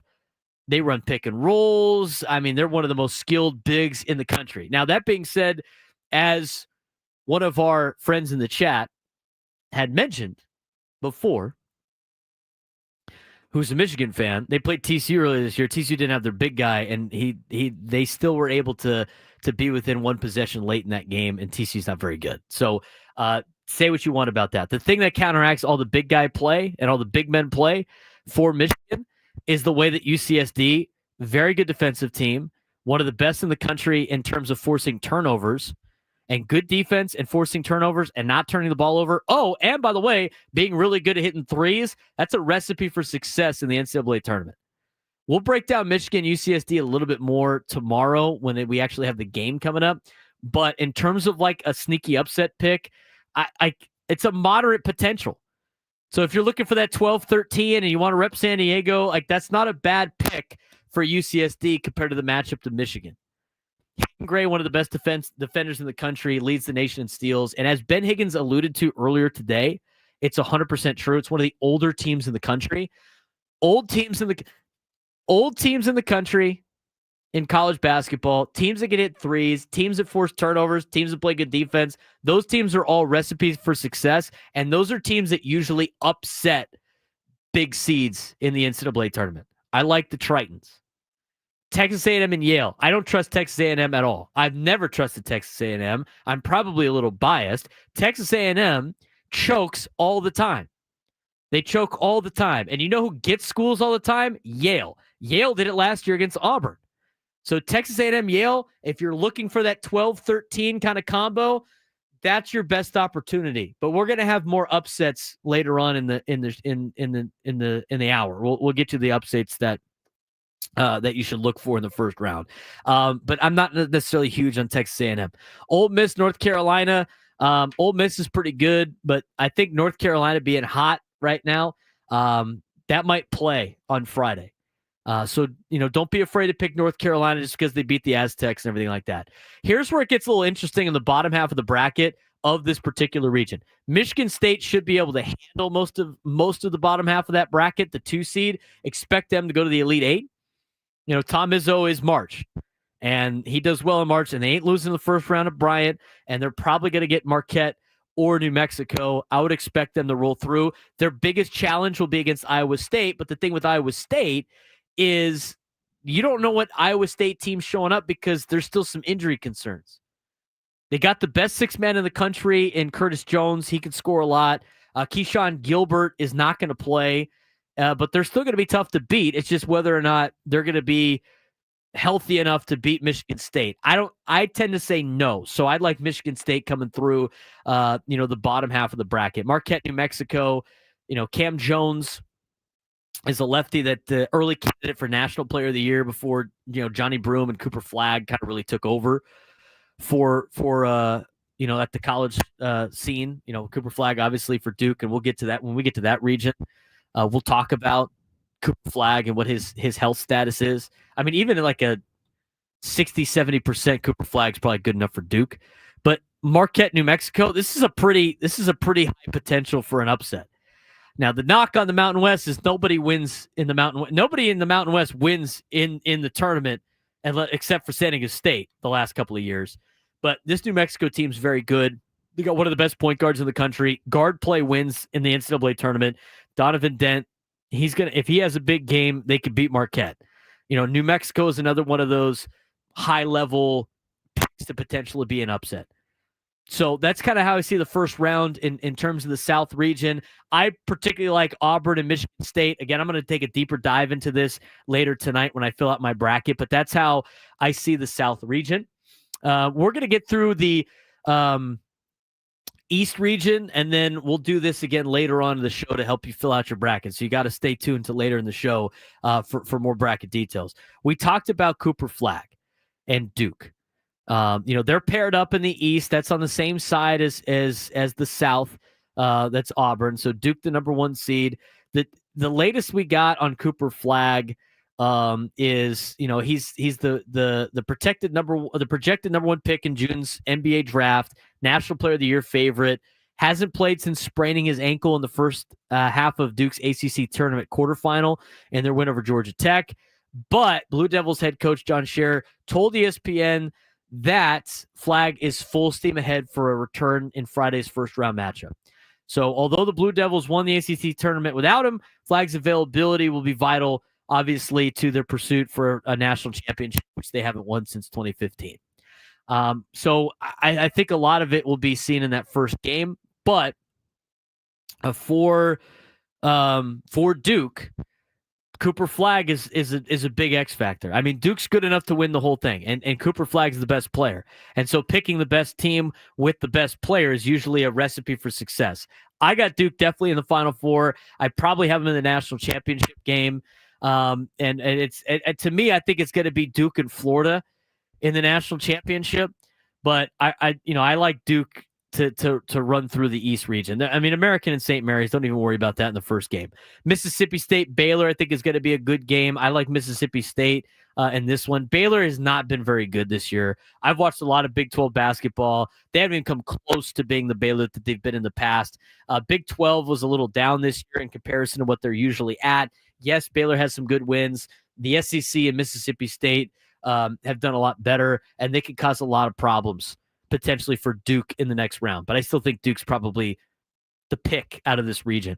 Oregon and Liberty, Dana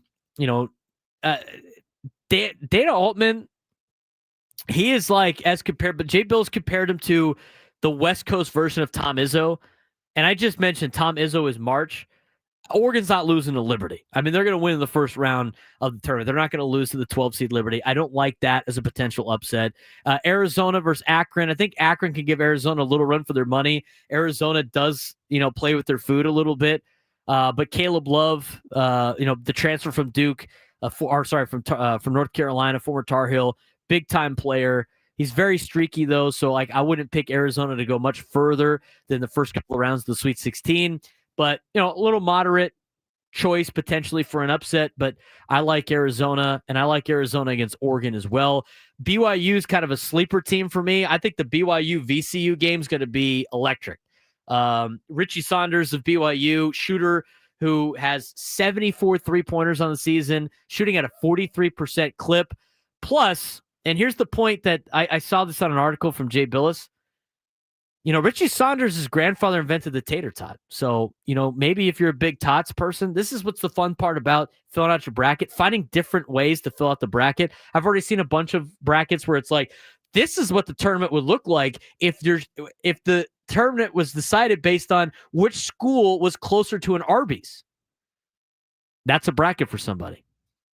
If you like tater tots, maybe you support BYU against VCU. I think this is going to be a great game, high potential for an upset. Wisconsin over Montana, I like. I think St. Mary's and Vanderbilt's a coin flip game. St. Mary's, a machine. I've seen them in person. I think they could get through Vanderbilt, who has played a tough schedule. And then Alabama, I would expect to handle Robert Morris.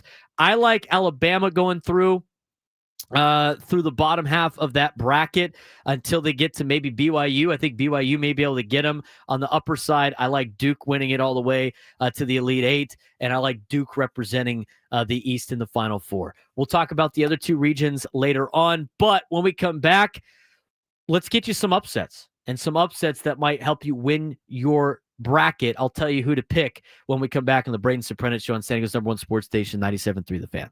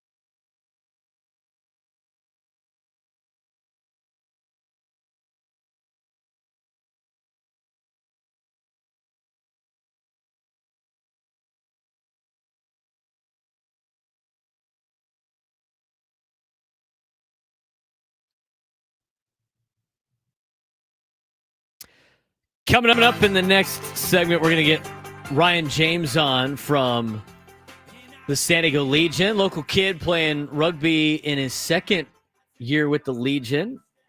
Got to play against the New Zealand All Blacks when he was part of Team USA a little bit ago. We'll talk a lot about that and some other news with Ryan James and the Legion, who got a game coming up over the weekend at USD. That's coming up in just a little bit. But we do want to try to help you with some upset picks in your bracket. We already broke down the South and the East in terms of just some plays that you can make to fill out your NCAA tournament bracket. We will talk about the West and the Midwest later on in the 1 o'clock hour to help you out with that. So you're going to have to stay tuned to finish out the rest of your bracket if you do need some help.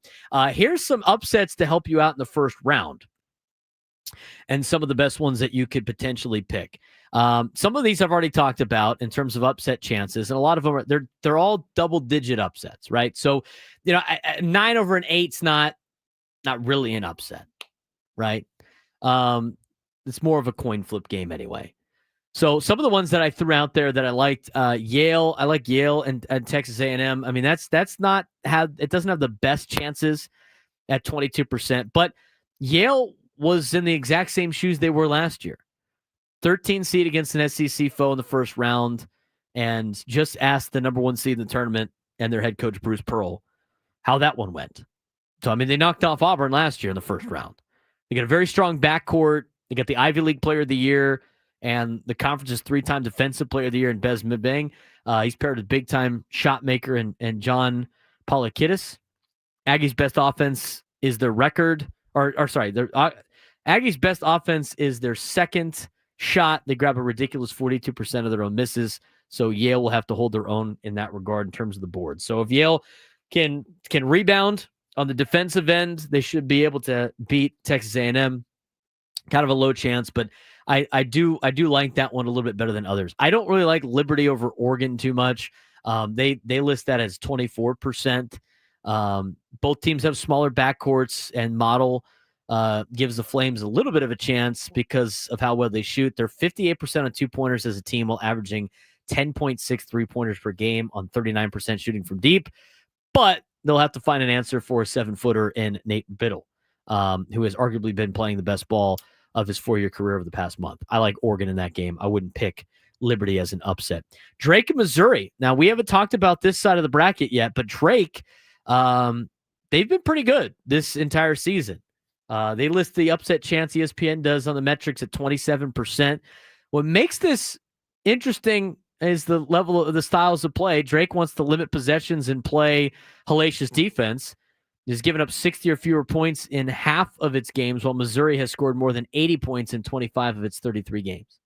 I do like Drake a little bit against Missouri, even though Missouri comes from the ever-powerful SEC this season. But Bulldogs have the knock on the Bulldogs, though, and maybe it's a knock for UCSD. I don't really know. The lack of experience in terms of Division I NCAA tournament. Bulldogs have 4 transfers who came from a D2 school and followed their coach to Drake. And that group includes their point guard and Bennett Sturtz, who almost never comes off the court and also loads up the stat sheet. The next one on the list, as we get higher and higher in terms of probability for upset UCSD over Michigan, I already said why I like that one. Xavier in Illinois, that's if Xavier wins tonight, is a decent chance at 39%. Texas has a little bit better chance of beating Illinois than Xavier does. So if you want to go that route with the first 4, one of the first 4 teams is going to win one of these games. I mean, they do it all the time.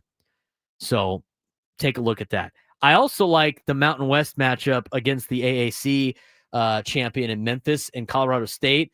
Colorado State's coming in red hot. They've won 10 straight games and stole a bid. And although Memphis is not really wilting into the big dance with only 1 loss the past 2 months, it is surprising to see the Tigers get such a high seed. So Colorado State is a sneaky pick in this one too, and we've seen Colorado State up close. And then the number 1 upset that you could pick, if you want to go with red hot North Carolina, metrics say North Carolina against Ole Miss is a very favorable matchup for the Tar Heels. So another potential double-digit upset that you could potentially find. Most of them are 12s and 11 seeds. Not a lot of higher than that. The highest one is Yale at 13 seed. Don't expect to have too many 14 seeds make a run. The only one I would say is High Point might give Purdue a run for their money. That's the upsets. Later on in the show, we'll get you a look at the Midwest and West region of the bracket to help fill your bracket out. But coming up next, Ryan James, the winger for the San Diego Legion. Legion undefeated, last undefeated team in Major League Rugby. They got a big game coming up this weekend. He will join me next on the Braden Surprenant Show on San Diego's #1 sports station, 97 through the Fan.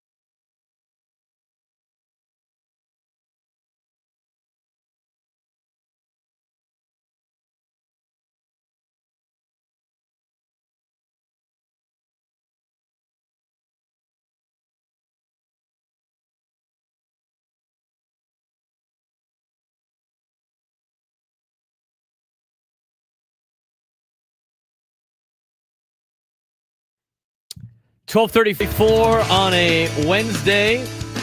March Madness starts tomorrow officially, well, with all the big games in round one of the NCAA tournament. We got more games this afternoon and this evening in the first four competition as Mount St. Mary's takes on American University and Texas plays Xavier. Should be a fun couple of nights, the next couple of nights, obviously with the games today at 3:40 and 6:10. And then we will have everybody in action, or half the bracket in action tomorrow with some games coming up on throughout the CBS networks. A lot of good games tomorrow. Michigan and UCSD will be tomorrow night at 7 o'clock. Day starts off with Louisville and Creighton at 9:15 in the morning. That will be the first game of March Madness coming up tomorrow to get things started. But right now on the Braden Surprenant Show, we are going to be going out to the phone as we get to catch up with one of the players of the San Diego Legion.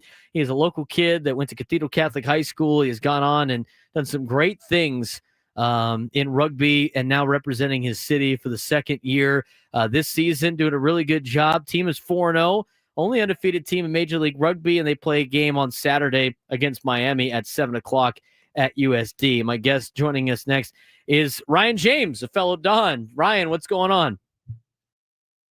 Hey, Braden. Good to see you. Good to hear from you. Not much. I'm doing all right. Today's our day off. Well, it's good to have a day off when you're an athlete. Obviously, it's probably a lot more on your body than back when you were playing a lot in your high school days. But talk to us a little bit about how the season's going, how you're feeling, and what you're expecting for the game on Saturday. Yeah, obviously off to a pretty good start, 4-0, coming off the bye week. We're just really excited about this season. We've got new head coach, new assistant coaches in place, a lot of new young faces in the squad. So just really excited to continue this progress. By Ryan James, who is a member of the San Diego Legion, a San Diego kid, grew up. And obviously, I know we've had you on before, but, to tell a lot of people, how does a kid from San Diego end up playing rugby and obviously, playing at a very high level? What was the youth experience like for you growing up playing sports? When did you get into rugby, and how did that help your other sports out as well that you played? Right. So growing up, I kind of played everything under the sun. I did karate, did soccer, baseball, football, swim. But when I was 12 years old, one of my football coaches decided that he wanted to start a rugby team in Mira Mesa. So that was my first experience of rugby. And then I was really fortunate. By the time I was 15, I got to start traveling. Traveled to France for my first time. And that's when my eyes really opened to all the possibilities that rugby provides. And now as a professional playing in San Diego, it's really special being able to coach kids who are younger than me when I first started. So give them the best chance to make it as far as they'd like with rugby. Now, Ryan, you're only a couple of years, behind me at Cathedral, and I remember when I was there, they finally got rugby, for the high school team, and I know you probably played club and maybe a little bit for them as well. But how was it for you in playing multiple sports in high school, and how cool of an opportunity was it that Cathedral had rugby when not a lot of high schools had it at the time? Yeah, that's definitely a huge factor in my success with rugby. I think being able to play rugby in high school, I love to see that the sport is still growing and more high schools are adding it as a varsity sport or even just as a club. But for me personally, playing rugby and football throughout high school, I think really developed me well as an athlete. You talked about a little bit of, coaching and being able to coach. I know, the Legion definitely encourages that. And, I know you've been coaching rugby and you coached football last year. How's been the difference between, coaching the different sports, relatively around the same time that have, slightly different techniques, and what were some of the similarities that you have in obviously two sports that are very similar? Yeah, the sports are pretty similar in that they're both contact sports. And I tell this to parents who ask all the time, but they sort of work hand in hand. If you're getting better at rugby, you're going to be better the next time football season comes around, and vice versa. But some of the tackle technique in rugby, I think, can translate over to make a football player who's good take the next step. Talking with Ryan James, who plays for the San Diego Legion, a local product out of Cathedral Catholic High School. And, after Cathedral, you're, part of a really good football team in 2016 that won a state championship. And I'll ask you about that in just a little bit. But, you've gotten on. And at what point, maybe in high school or maybe just after, did you think, I could do this professionally? Yeah, so that would have been my sophomore year. 2015, I was 15 years old when I got to travel internationally the first time. And I kind of was just doing the math in my head, and I was like, out of all the kids in the U.S., I've been selected and given this great opportunity to represent the U.S. at the under 18s level. If I was able to keep it up, I could possibly do this as an adult, possibly do this as a career. But the MLR wasn't around back in 2015. So I was just playing for the fun of it, but fortunately I stuck with it, and the league has grown since then, and we are where we are today.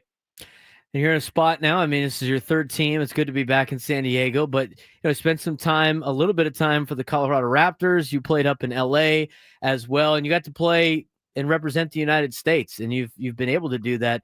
A little bit. I mean, obviously the one time you played, you had to play against a very, very impressive New Zealand team. What was it like representing your country, even though I know the result wasn't probably the one that you guys wanted, but, what was that experience like? Did you ever think you could be representing your country at any point in time in your life?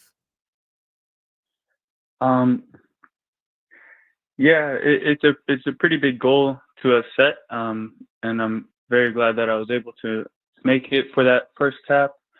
But it's a pretty indescribable feeling being able to represent your country, especially against what many would consider the best team in the world.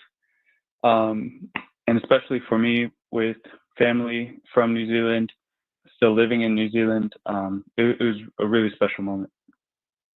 Ryan James, our guest on the Braden Surprenant show, to get you ready for a Major League Rugby game coming up on Saturday as the Legion play Miami. USD will actually play before at 4 o'clock, before the game at 7 o'clock. For a lot of families out there that might have kids that might be interested in rugby, what's it like at some of these games, and what's the process like of finding some different leagues for them to play in, as I know that you guys are very much involved with the youth here in San Diego, as a lot of you guys on the team coach a lot of different teams. Right. So on Saturday, there's going to be a lot going on. There are clinics for the kids before the match. So you can come out, bring your kids. They'll be coached by professional rugby athletes. And then there's tons of music, live entertainment sometimes. And then you can watch the college rugby beforehand and then watch a professional match at 7 p.m. But yeah, it's going to be a lot of fun. Last question for you, Ryan, just because I got to watch you play a little bit in high school. When you're on that state championship team, a lot of great players on that team, a lot of great, obviously kids that are now young adults like yourself.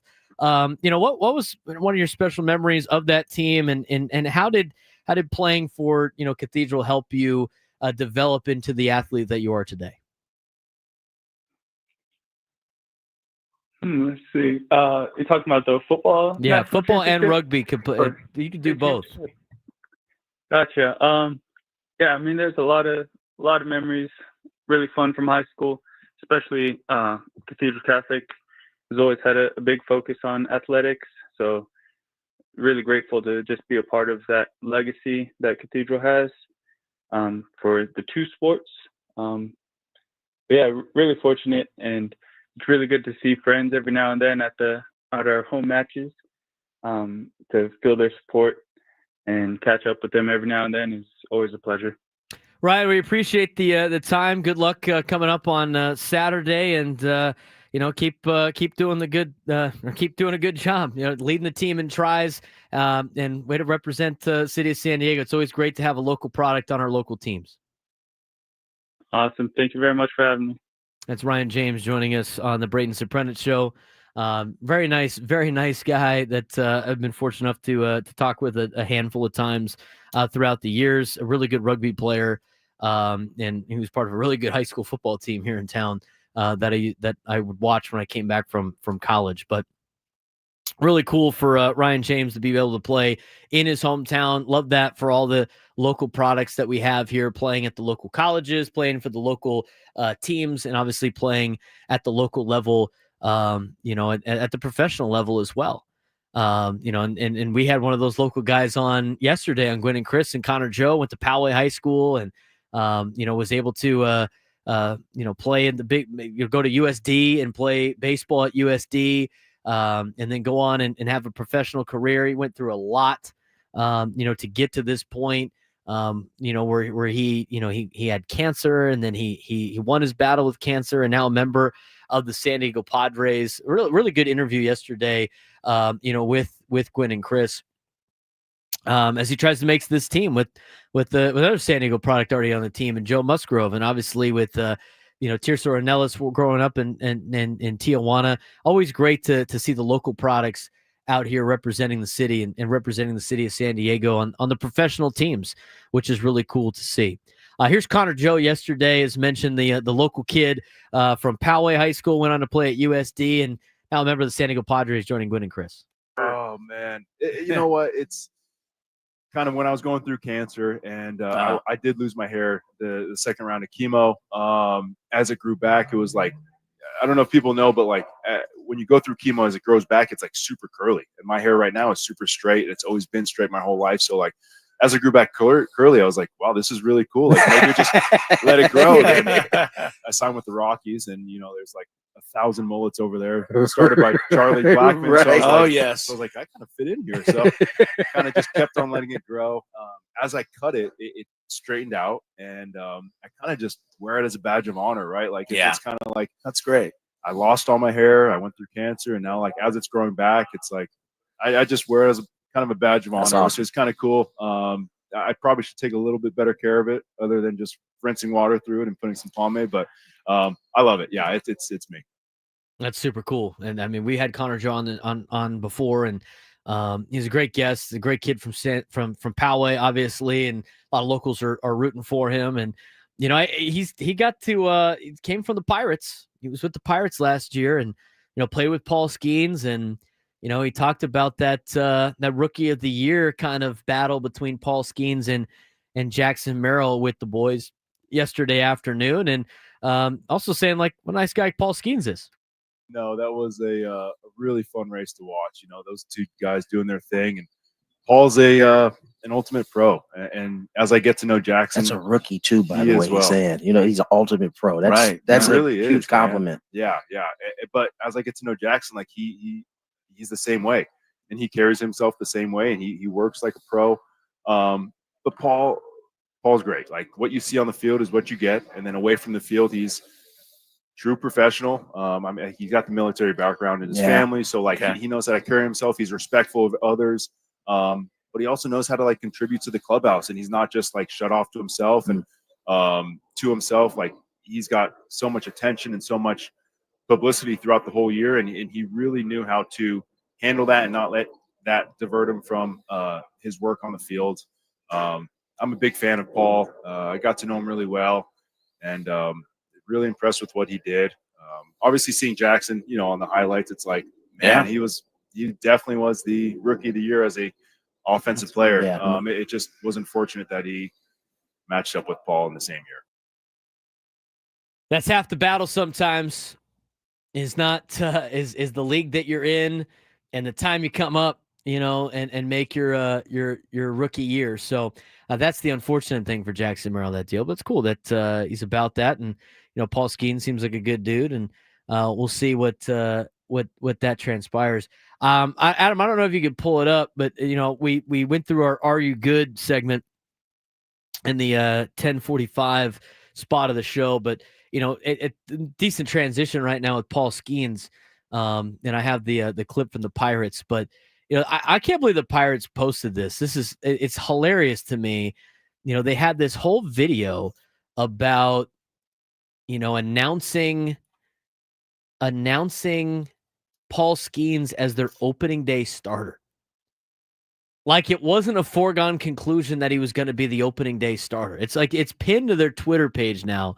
But, Paul Skeens, one of the best pitchers in all of Major League Baseball, won the Rookie of the Year last year. The guy had a great career at LSU, started his career at Air Force when he was a two-way guy, and was a force there before he ended up going to LSU and winning a national championship. And then, of course, being the number one pick in the draft and winning the Rookie of the Year last year. Connor Joe, of course, mentioning how great of a guy he is, which is great. It's always great to hear that. I mean, when guys have success, to be able to be good people too. But here's like this candid camera video of telling Paul Skeens he's the opening day starter for the Pirates. How you doing? How's your bullpen? It was good. Everything felt good? Yeah. How's your body? Good. Really good. No worries. This is him talking to his manager, Derek Shelton, correct, in his office, seemingly as they do like when they call somebody up to the majors. No, like barely even sore after the last outing. Really? Yeah. I'm moving well. Moving well? Yeah.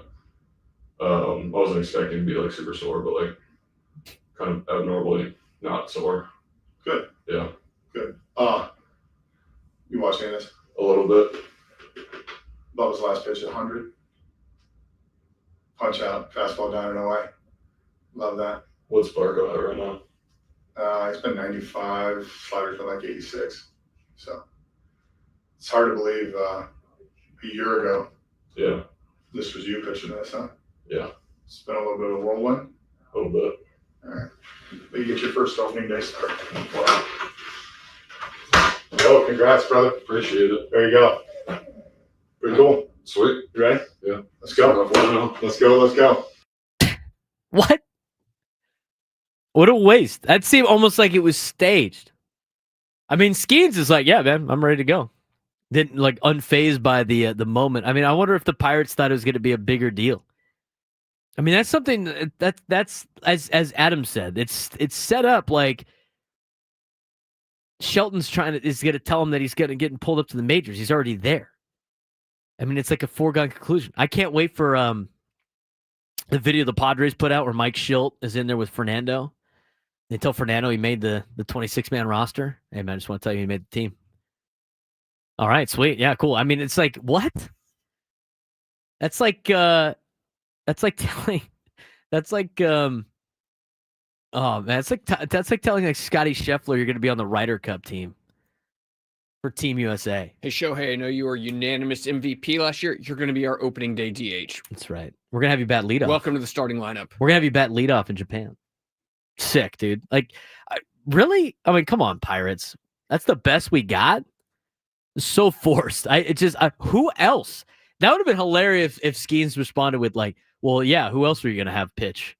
Come on, man. I'm Paul Skeens. That's an insane video. What are you doing? Are you good? Pittsburgh Pirates, are you guys good? What a waste. Come on. The social media thing. Well, Dodgers are already 2-0. Padres are a game out of first place before the season even starts. I already said earlier it's not really that big of a deal. In fact, I think it's better this way because now I think a lot of people should just focus on the Padres and not have to worry about the Los Angeles Dodgers. Like, who cares what the Dodgers are doing? Who cares what they're doing?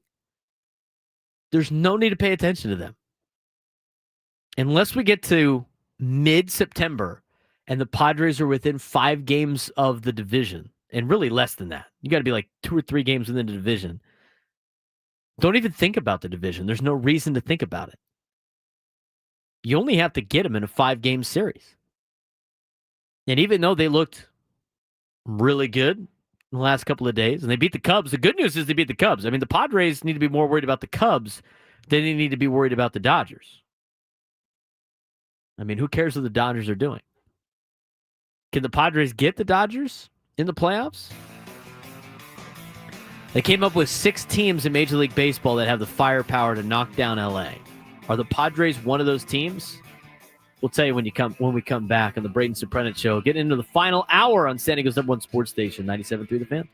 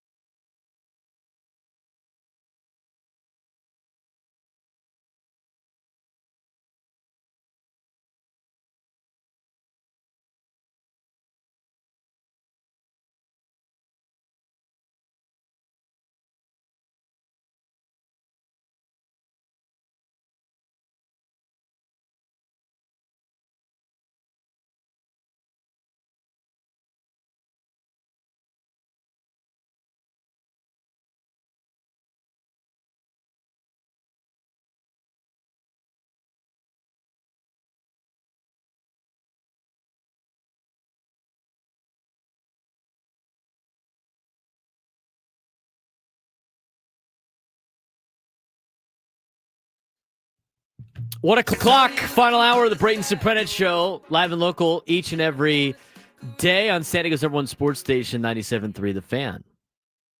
I'm waiting for somebody in the chat to say it. I usually get somebody to say it. People join in at the same time every day for one particular thing at 1 o'clock. What is that one particular thing? Well, that, of course, would be the biggest fan. Need to announce today's biggest fan on 97.3 The Fan here at 1 o'clock. It's time for it. And today's biggest fan, if I pull up the read, right? And now there's a loading issue because that's where we're at. Today's biggest fan, and we had an opportunity to win tickets to our suites. There it is. Congratulations, today's biggest fan. That would be Jonathan Barajas in Chula Vista. Jonathan Barajas from Chula Vista. Give us a call back within the next 10 minutes at 833-288-0973, 833-288-0973, and you'll qualify for our grand prize. 20 tickets for you and your friends for a night in our Odyssey suite at a Padres game later this season. Remember to register your name at 973thefansd.com/biggest-fan. Jonathan Barajas from Chula Vista, you are today's biggest fan. Give us a call. You got to about 111, and you can qualify yourself for our grand prize. This is the last week of the biggest fan, if I'm not mistaken. So only 2 more days, 2 more opportunities to win tomorrow on this show, tomorrow and Friday, which means there are only 7 more chances to win total on the fan. Jonathan Barajas, you're today's biggest fan.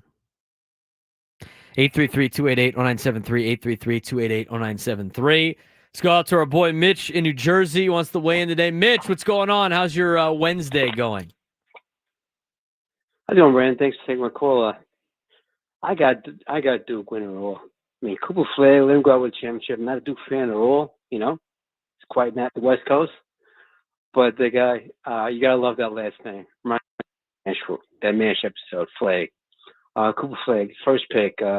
Quite a few teams that are tanking on pros. I bet you winds up with San Antonio.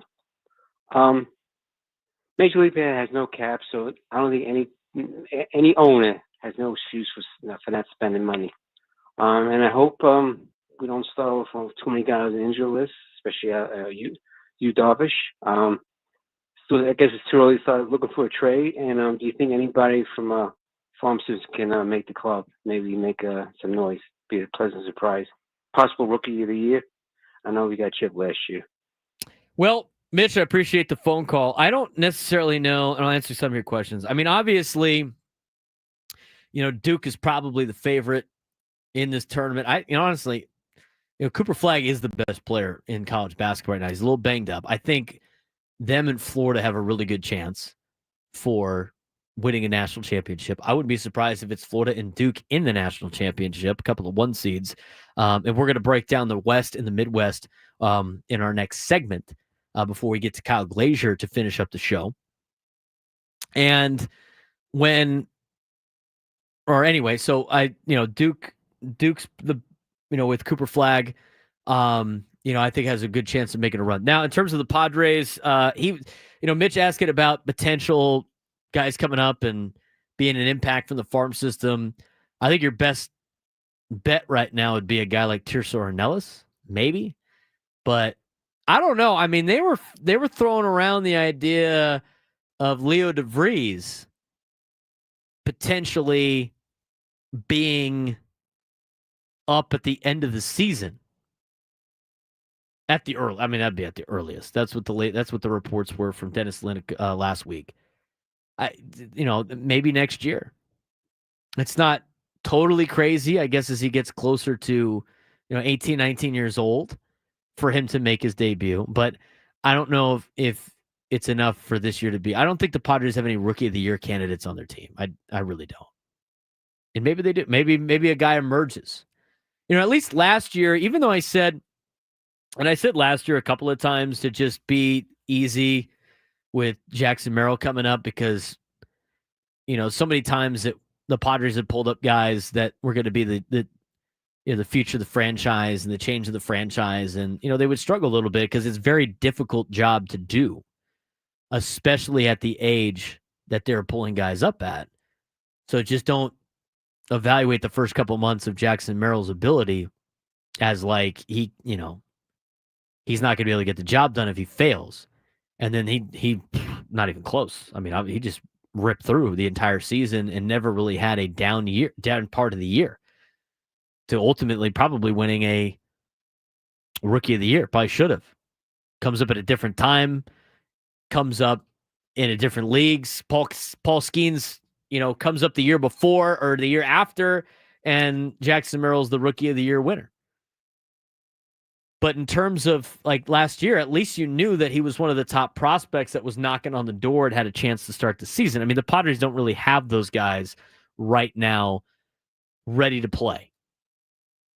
Tirso Ornelas is not one of the top prospects in the organization. Right? So, I mean, unless he makes the team out of the gate, and I don't think he will. I mean, there's a lot of love for Yuli Gurriel right now, and he's hit the ball well the last couple of outings that he has had. We talked about the roster decisions that the Padres have to make coming up.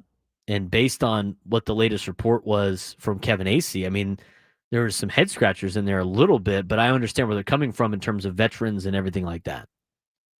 And then players with options to help fill out the roster. You can keep more players that way.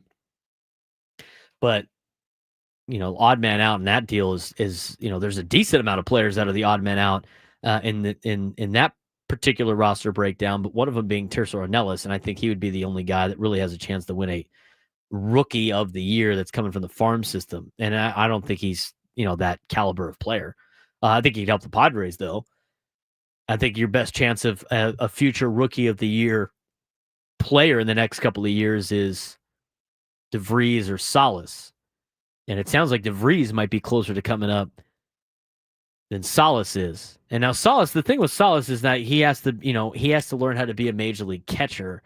And he's good defensively, but he's got to learn all the pitchers. It's more work for him for his position than a DeVries as a shortstop who's an athlete, who they might be able to put other places. But it sounds like DeVries is going to be their go-to everyday shortstop. It sounds like they project him to potentially be a 20-homer guy. So it's interesting to me how that's going to play. The DeVries conversation, I think, is more interesting to me than the Ethan Salas conversation. Because they talked about his mental makeup, and there's, AJ Castle had an article on him, and so did Dennis Lynn, about what he brings to the table from a mental side, how he's wise above his years, how much of a spark he brings to the team, that he did down in Lake Elsinore. And he could theoretically be a spark this season if they brought him up at the end of the year. That would be, again, as stated in those articles that were written last week, that would be the earliest that he would come up, would be the end of this year. It'd be very interesting to see. I mean, could you imagine Leo DeVries in September starting a game at shortstop for the Padres? That would be insane to me. I mean, what that kid would be able to accomplish in that part of his life. I mean, he's what is he, 18? Is he even 18 yet? I mean, he's 18 years old. He will be 19 in October. I mean, 18-year-olds right now, they're like thinking about graduating high school. This kid has the opportunity to potentially get pulled up at the end of the season. At the earliest. Padres staying aggressive with some of their top prospects in terms of trying to get them up to the big leagues as quickly as possible. That's a fascinating conversation that might take place later on in the year if he goes out there and does really well. But I would expect DeVries probably comes up before Salas. I was thinking next year, maybe the year after that. I mean, but after that article of potentially into the season and then into next year, it's these guys might be here sooner than you think. And a lot of it has to do with balancing out the contracts of some of the veteran guys that they have under contract. Dodgers already 2-0 in the season. I talked about it earlier, why that shouldn't matter to anybody. And, it should just give us an excuse to not have to talk about them anymore because we know they're going to be good. You're going to have to deal with them in the playoffs, so anything else against them, it doesn't really matter.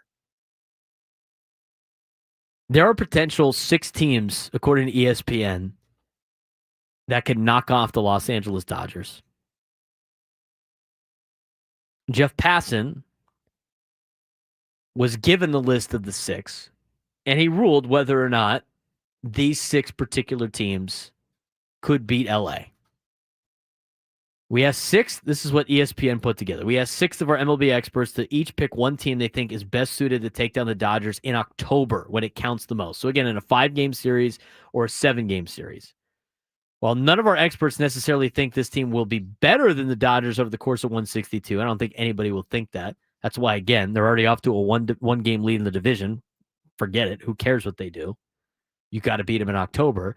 They made their best cases for their club, having the right formula to knock LA out. And surprisingly, nobody on their panel chose either New York team. Here are the 6 teams that can take down the Dodgers. The Arizona Diamondbacks, the Atlanta Braves, according to ESPN, the Baltimore Orioles, the Philadelphia Phillies, the Boston Red Sox, and the San Diego Padres. What kind of case could be made for the Padres to knock off the Dodgers? What did Jeff Passan say? Does he say they have a chance? We'll talk about it next on the Braden Surprenant Show, San Diego's #1 sports station, 97.3 The Fan.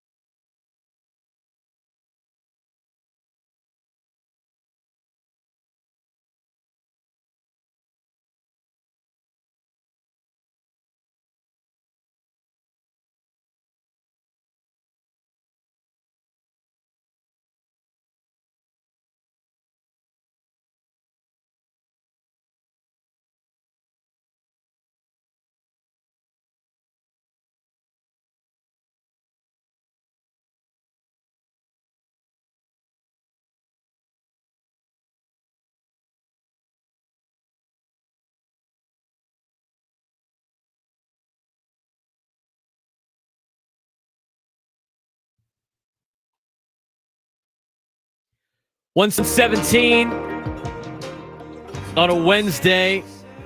One more day until first round of the NCAA tournament. There's a couple of games tonight, obviously, with the first four. Xavier is playing Texas on the nightcap, and the first game today is American University and Mount St. Mary's. That game will be underway at 3:40 p.m. Pacific time on True TV. Xavier in Texas will be at 6:10 p.m. Pacific time on True TV as the backup. I want to make sure that that information is out there. Again, get your brackets in before tomorrow morning. Anybody that's competing in Scraby's bracket deal, I'll be in my own bracket deals as well. I'll get those done hopefully tonight, if not early tomorrow morning. But those are all due before Louisville and Creighton tip off at 9-something in the morning. That'll be the first game of the day, and then it'll be nonstop college basketball the rest of the weekend. So we were talking about the 6 teams that ESPN put together that can knock off the Dodgers. And ESPN's experts put together a case for each team. And then Jeff Passan, the MLB guru himself on ESPN, judged whether or not it was enough for those teams to potentially knock off the Dodgers. And so we'll talk about the Padres for a second. Now, they made their case, and, you know, it's a lot of the same talking points that we've done in the past. I mean, they mentioned that nobody came closer to beating them last year than the Padres, right? And then if it wasn't for, you know, maybe a couple of plays here and there, it could have been the Padres hoisting the trophy. And, you know, after a winter of trade rumors, Luis Ariz is still on the team, Dylan Cease, Robert Suarez, they added Nick Pivetta. The thing where they lost their case, I think, is they're no worse than they were last year. I mean, theoretically, you know, did the Padres get better? Probably not. They are probably a little bit worse. I mean, it's you don't have Jurickson Profar in left field. Instead, you have Jason Hayward or in a platoon. You know, you got worse in left field as of right now. And maybe it changes. I mean, maybe AJ Preller finds lightning in a bottle again. But you have a platoon in left field. You know, you picked up some good marginal players, right, with guys like Jose Iglesias, and maybe Gavin Sheets could be a nice little addition, but your catching situation got worse.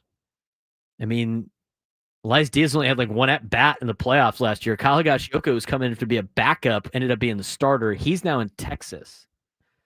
And Luis Camposano, who is one of the top, you know, players in the farm system a couple of years ago for, you know, years, has still yet to really hit that mark with the Padres, and he wasn't even on the playoff roster last year.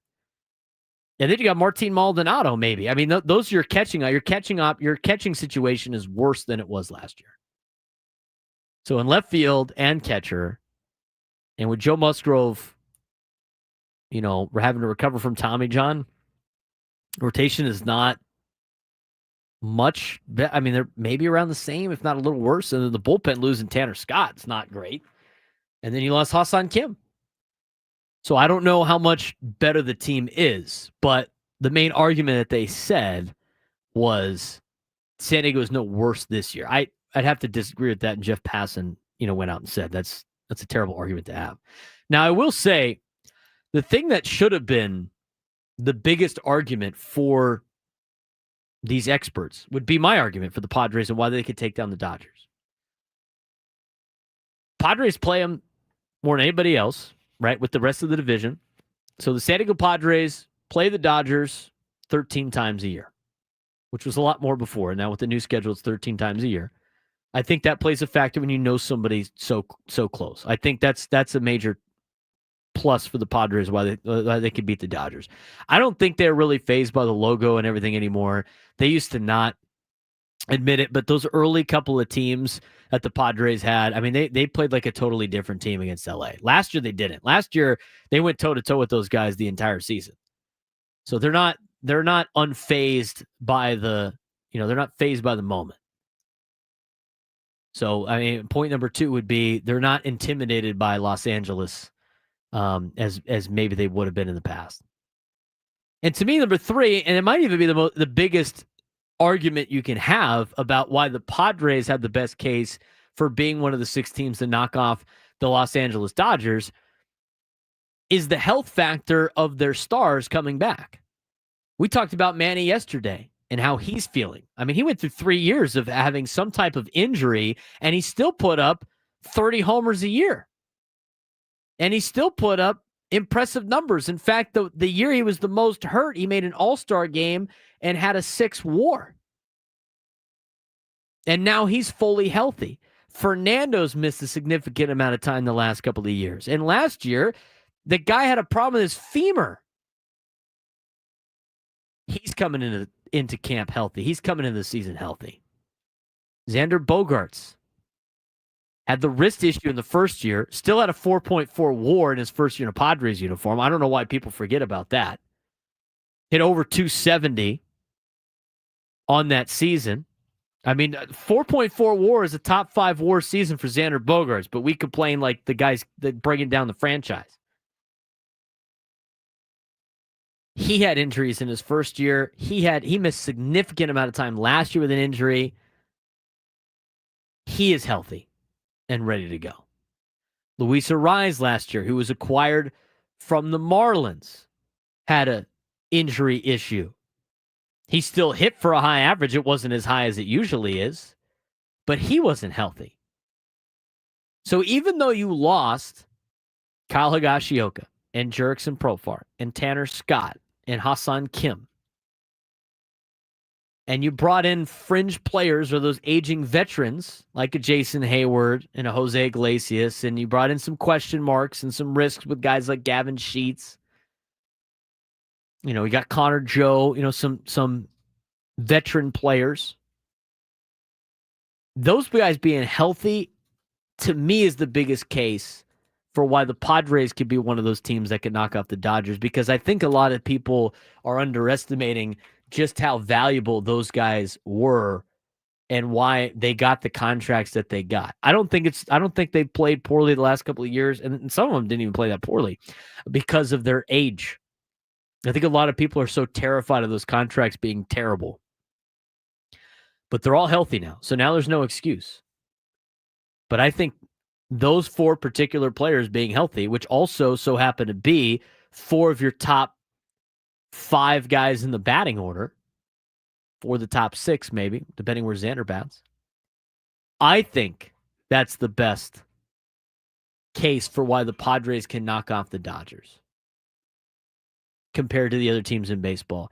And Jeff Passan points out the biggest case for him would have been like the emotional game. I think that's a part of it. I think that's a factor. I think, the Dodgers play a little bit tighter now when they play against the Padres. I think that emotional sense between the two organizations, between the two fan bases, between the two teams, I think plays a factor that helps the Padres more so than, them getting juiced up to play the Phillies or somebody in the American League like the Orioles. I mean, the Orioles probably can, like, talent-wise, maybe with the young guys, but that energy and passion that you get in this rivalry is a different level, and I think that's an asset for the Padres in being one of those teams. We got a little bit of time. I do want to finish out filling out your bracket. We talked about the Midwest and the West was being up next on deck. Let's talk about the Midwest real quick. Houston has not made it out of the Sweet 16 in the last couple of years. I think that changes this year. They're the number 1 seed in the Midwest region. I think they might finally get over the hump. I don't know how San Diego State beat this team. Maybe that's a cause for concern about picking Houston, but they ran through the Big 12 and had a great year. Obviously picked them in the first round. I think the best matchup of somebody to knock them off is probably Gonzaga, Georgia in the next round. More sore towards Gonzaga. Again, coin flip game in that particular game. So don't be too upset if you don't get that one right. The 8-9s are hard to pick. I like Gonzaga in that one. Clemson and McNeese, kind of interesting. The head coach for McNeese is a Clemson alum, so there's going to be a little bit of back and forth there, I'm sure. So Clemson and McNeese dealing at it. Chase Hunter is the leading scorer for Clemson and is a steady, trustworthy player. He's averaging 16.4 points per game, but a high potential for an upset. McNeese really forces turnovers and creates chaos. And when you got chaos in the NCAA tournament, that's a good way and a recipe for disaster. So if Clemson doesn't cough it up against the pressure, they should be able to cruise. But if they do, McNeese going to make that a ball game. Purdue and High Point. I like Purdue in this one. Braden Smith, spells his name right, is the best point guard in the country, averaging 8.7 assists per game. Tough, great passer, clutch performer. They don't have Zach Edey this year, but I don't think it's really going to matter. High Point beat a couple of teams in the tournament, UAB and American, but they haven't played anybody like Purdue this year. I could see them making it tight early, but I wouldn't imagine Purdue probably rolls over High Point. Illinois versus Texas or Xavier. That might be a nice matchup to try to have teams advance further that play in the first four. They think it's a high potential for an upset, especially if Texas wins. I don't know if I could do that or not, but Texas playing in the SEC, I think, goes a long way. Kentucky played really well this year as a 3 seed, but Troy apparently is one of those teams that might be able to get them a run for their money. I wouldn't really make that my upset pick in that particular case. Kentucky's been really good. And, they've done really well under Mark Pope as the head coach of the Kentucky Wildcats. And their offense is averaging 85.3 points per game. UCLA, Utah State, I think this is a high chance for an upset. UCLA should win because they got a better defense. But if there is an upset to pick, you might want to think about picking Utah State in this one. I'm curious to see how UCLA does after traveling all over the country for all their conference games. They're worn out at this point in the year. We'll see about that, but that's a pretty good game. I like Tennessee in this in against Wofford. I like Tennessee to come out of the bottom half of that bracket. And then, of course, I like them going against Houston. If I had to pick a 2 over a 1 to go to the Final Four, it'd probably be Tennessee. Zakai Ziegler is had a great season after a great last season. He's the Vols' best player, heart and soul of Rick Barnes' team. 13.5 points per game, 7.3 assists per game. They're good. Tennessee's a good basketball team. I mean, they're a team that lost to Florida by 20-plus points and then beat them by 20 points. And Florida is one of everybody's pick to win the national championship. To go to the West region, the final region to really talk about, this is the one this is the gauntlet. This is the one that's the most difficult to win with all of the great coaching involved and all the great teams. You got the Florida Gators, the number one seed in this particular region. They were the fourth number 1 seed, but they're red hot after winning the SEC tournament, and they're a pick to win the national championship, coming out of potentially as the toughest region. And if Florida's going to win the national championship, they're probably going to have to go through the 2-time reigning national champion in the UConn Huskies in the second round after UConn beats Oklahoma. And Oklahoma's a good team, but they went 6-12 in conference. So, and I know the conference is good, but I like UConn in that game. We talked about it earlier on the show about Colorado State potentially being an upset over Memphis. I do like that pick if you're looking for a 12 seed to beat a 5 seed. Maryland and Grand Canyon. Grand Canyon's always been good, but I'm going to tell you right now, I watched Grand Canyon play in person this year. They are not the level of Grand Canyon's been in the last couple of years. So when you see Grand Canyon beat San Diego State at home a couple of years ago, and they always give teams a run for their money and everything like that, this is not the same Grand Canyon team. So I wouldn't really pick them to be an upset. Doesn't mean they won't, but I'm not using one of my upset picks in the first round on Grand Canyon.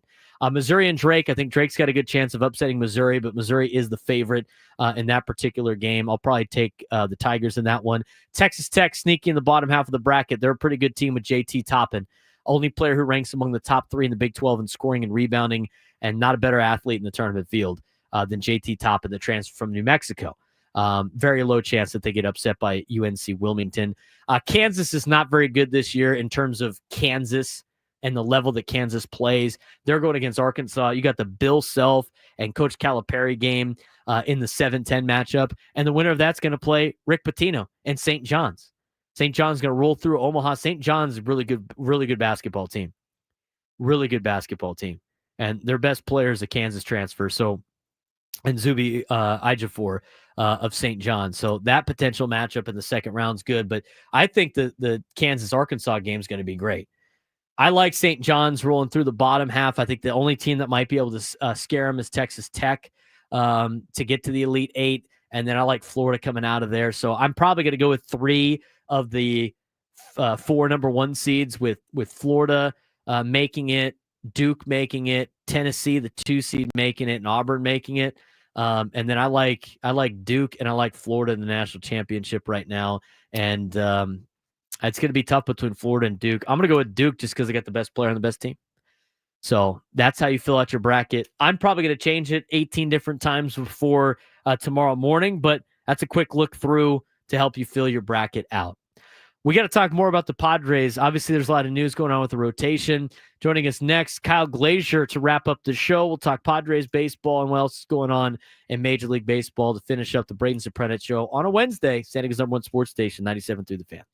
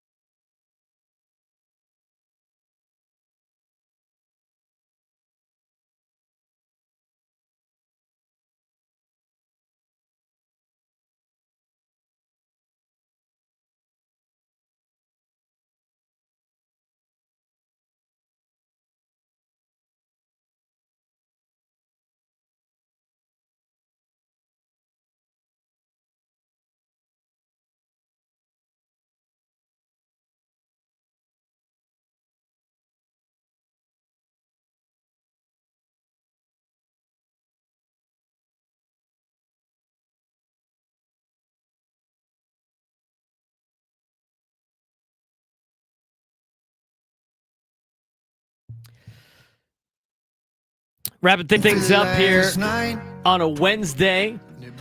Tomorrow's show will be fun. We'll have NCAA Tournament going on as we do our show. Keep you updated on everything in the NCAA Tournament. Keep an eye on your brackets. Make sure you get your brackets in before 9 tomorrow morning, as we got games early on. First game of the day tomorrow is Louisville and Creighton. Of course, UCSD plays at 7 o'clock tomorrow, so another San Diego team in the NCAA Tournament. A lot of Padres news to talk about, obviously, and to finish the show today and joining me on the Braden Surprenant show, talk a little bit more Padres, Kyle Glaser, who comes to us from Foul Territory. He's got a brand new podcast called Friar Territory, which he does, and talks a lot of Padres baseball. It's good to have the local product back in San Diego and talking Padres baseball, so we're going to do that with him right now and Kyle Glaser. Kyle, appreciate the time. Thanks for coming on. My pleasure. Happy to be on with you. So let's talk about some of the glaring things for the Padres right now. I mean, we'll start with some of the news that we got yesterday in terms of Yu Darvish. And Yu Darvish, having some issues with his elbow, and he was still able to play catch. Mike Schilt was a little bit optimistic about it, with the fact that he was able to play catch. But if Yu Darvish cannot go, and we'll see what the latest is on him, where do you think the Padres turn when it comes to rotation help to start the season? Because that'd be kind of a tough blow to get 2025 started. Yeah, there's no question about it. I think starting with Darvish, you have to keep in mind this is not necessarily a new issue. He missed the end of the 2023 season with a right elbow sprain. And then last year, he obviously had a personal issue. He had a number of injuries as well, his neck, his groin, and right elbow inflammation. So this is now the third straight season his right elbow has bothered him to some degree. We always knew that it was unlikely, just at his age 38, that he was going to get 32 starts through the rotation. So with the Padres, there's always going to be a scenario where they had to go into their depth a little bit. Right now, I mean, look, Cease, King, and Pivetta are your 1, 2, 3. Realistically, with Matt Waldron suffering injury as well with an oblique strain, Kyle Hart and Randy Vasquez are the most natural fits, just because Hart pitched well as a starter last year in Korea, and Randy Vasquez, started games for the Padres last year, was better in the second half with an ERA in the low 4s. Those are really the only guys with starting experience. Stephen Kolek, as much as they talk about lengthening him out as a starter, has never started a game in the major leagues. He's exclusively a reliever last year. Did not pitch well yesterday, gave up 7 hits and 3 in the third inning. So I would expect it to be Hart and Vasquez now at the back of the rotation behind King, Cease, and Pivetta if Darvish does have to go on the IL. We're talking with Kyle Glaser, the host of Friar Territory with Foul Territory. And Kyle, talking about the rotation a little bit more. I mean, Mike Schilt mentioned that, with part of that rotation battle that they had, and they had a lot more guys, battling for spots. Obviously, with the injury news to Darvish and Matt Waldron, going to miss some significant time at the beginning part of the season, he wanted to have the plan of some of the guys that didn't make the rotation go and be a long relief, because Brian Hoeing is also banged up to start the year, while also getting guys stretched out in AAA. You see a case where, they're able to fill all those spots now that there's a extra rotation spot open? Or do you think when you look at Kolek and Vasquez and Hart, all three of those guys are probably going to make the club to start the year? Yeah, right now, I mean, especially with Hoeing on the IL, I think you do see a situation again where it's going to be Hart and Vasquez at the back of the rotation, and Kolek somewhere in the bullpen. Whether it's, they lengthen them out or not, we'll see.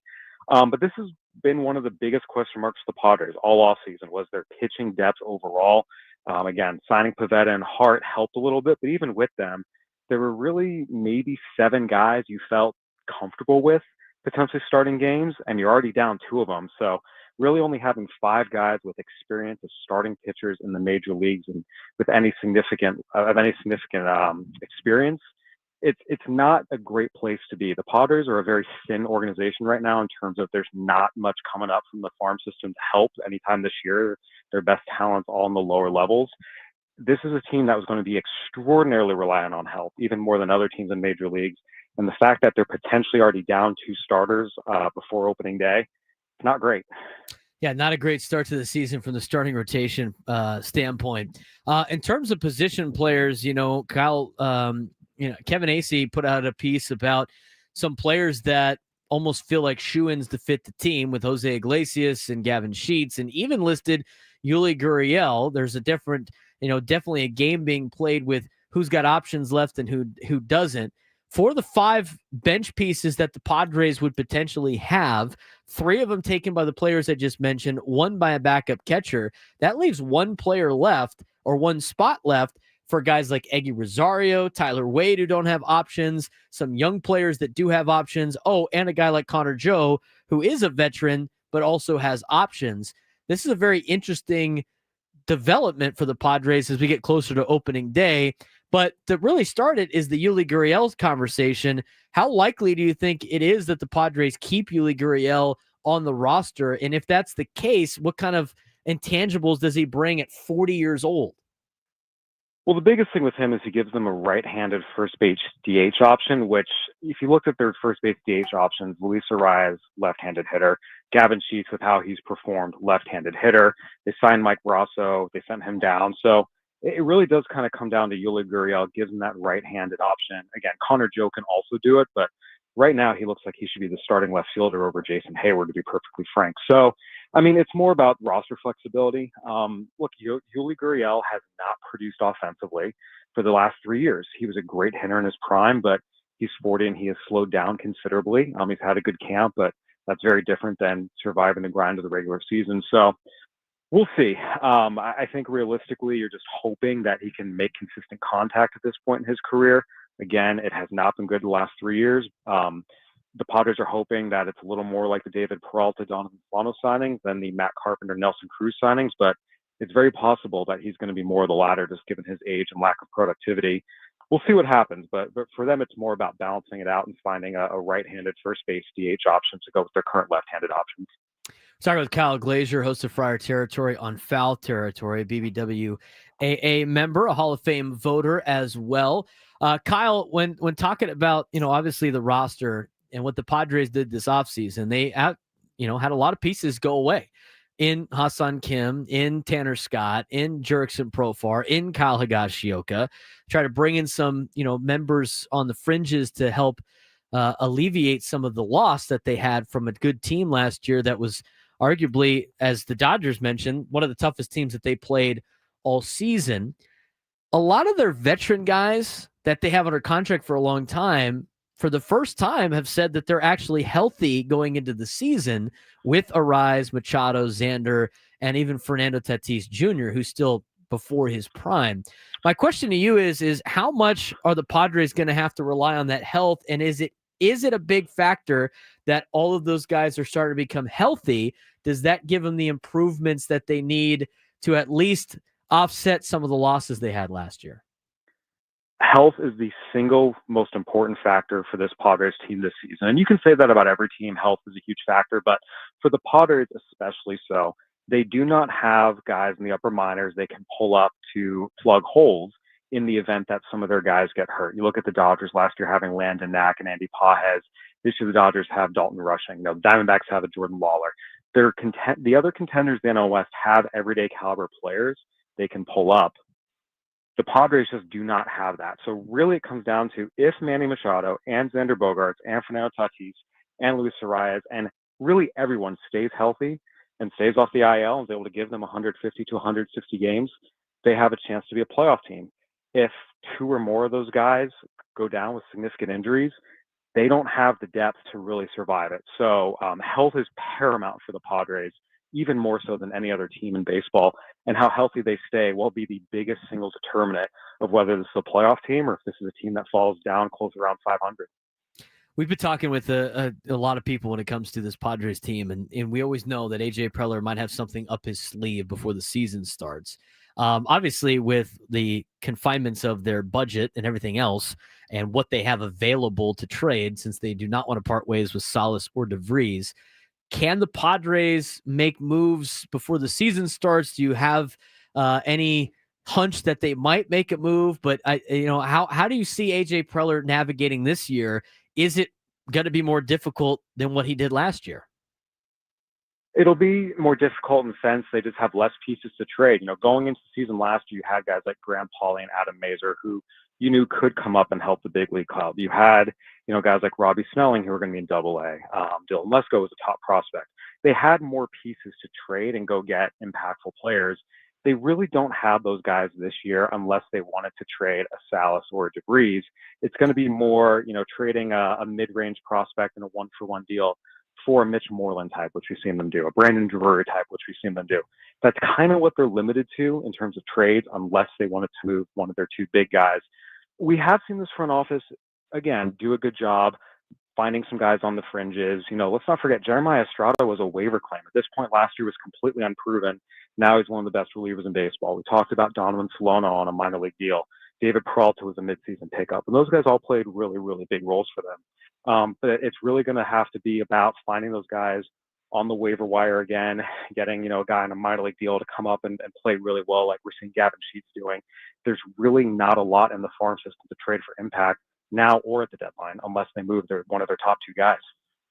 Let's talk about those top two guys for a second. I mean, they've gotten a lot of coverage in spring training. In fact, a couple of different articles have put out the how much praise that they have gotten for the ages that they are and the future for the Padres, to the point that, some of the front office might think that the, guy like Leo DeVries could show up next year, if not as early as the end of the season. With your experience in covering the minor leagues, before with your friends at Baseball America, how much of these, players, for the Padres, it seems like they're going to move them quickly, but does that timeline seem insane to you when you're talking about an 18-year-old kid and Leo DeVries? Leo DeVries is extraordinarily talented, extremely poised for his age, and someone that you absolutely can say is advanced for, where he should be compared to most other 18-year-olds. At the same time, he has yet to play above low A, which the caliber of baseball there is absolutely horrendous. And he also hasn't played a full season. He had some injuries last year. He came up after extended spring. So the grind of learning to play every single day takes time. He still has a lot of physical development left. He still has a lot of development left defensively as well. His footwork, his throwing. I mean, if everything goes according to plan, this year should be a high A, double A kind of year. Then next year, a double A, triple A kind of year. And potentially he makes his debut mid to late 2026 when he would still only be 20 years old. That would still be a very, very quick rise for him. Rushing him any more than that, we'll see how he performs. But we've seen the Padres do this a lot where they've rushed players to their detriment. Jackson Merrill is the exception. There's about 7 other guys who they did it, and it was a complete failure. It's really important that Leo DeVries is given time to develop, to grow physically, and just get the reps he needs, and that they don't rush him because he's very talented, but he needs time. Last question for you, Kyle. Kyle Glaser joining us on the Braden Surprenant show. Let's talk about Jackson for a second. And some of these top rookies, in their second years have not really put together really good numbers. I mean, at least the beginning part. Corbin Carroll, you saw it with. Michael Harris, the second, you saw it with. That adjustment that the league makes back to you is always a tough one for a lot of players. But, with the mental makeup of Jackson Merrill and his contact rate and everything like that, do you see that potentially being a problem for Jackson? Or how do you think the league is going to adjust to Jackson Merrill in year 2? Yeah, look, there's always going to be an adjustment period. Julio Rodriguez as well, the first half of his second year was really, really bad, and then he picked it up the second half. Look, you're going to see pitchers, pitch him a little more aggressively. They have more experience with him now, and, he's now one of the main guys. He's not a guy that, they're going to just throw, fastballs to trying to avoid the other guys. He's going to be a guy they're really, really going to dial in on and prioritize in their game planning. I think with Jackson Merrill, again, the sophomore slumps afflict even the greatest players. So if it does happen, it's no fault of his. But I think when you look at the fact that he came up last year, having played 46 games above the Class A levels, having never played center field professionally in his life, comes up, plays a pretty good center field, and consistently hits from day one. His batting average didn't drop below 260 after April 6th last year. Finished top 10 in the National League in both average and slugging percentage. I mean, the adjustments he had to make last year were unbelievably large, and the fact he made them is head shaking. It's incredible what he did, having never played center field, having barely played above A ball. So the adjustments he had to make last year are greater than anything he's going to face this year, and the fact he made those so successfully, I think, gives you a lot of confidence he'll be able to make these year 2 adjustments successfully. Kyle, appreciate the time. Always great talking ball with you, and look forward to having you on again.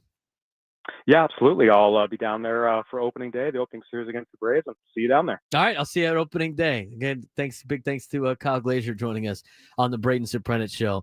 A lot of great insight, especially with the his experience with the minor leagues and knowing what the teams are looking for in a lot of these players. It would be pretty remarkable to see an 18-year-old up. Today's Braden Surprenant Show. Do you know ball? Is it better to get blown out in a big game or lose in a heartbreaker? 176 votes. 53% of you said it's better in the heartbreaker than it is to get blown out. I agree. You guys know ball. I'd rather lose in the heartbreaker. I could pull some positives out of that more than just getting your ass handed to you. Coming up next, Tony Gwynn Jr., Chris Ello. God, I feel bad for Chris. He taped that game last night and watched it when he got home. I'm sure he'll have it all broken down coming up next on San Diego's #1 sports station, 97 through the Fan.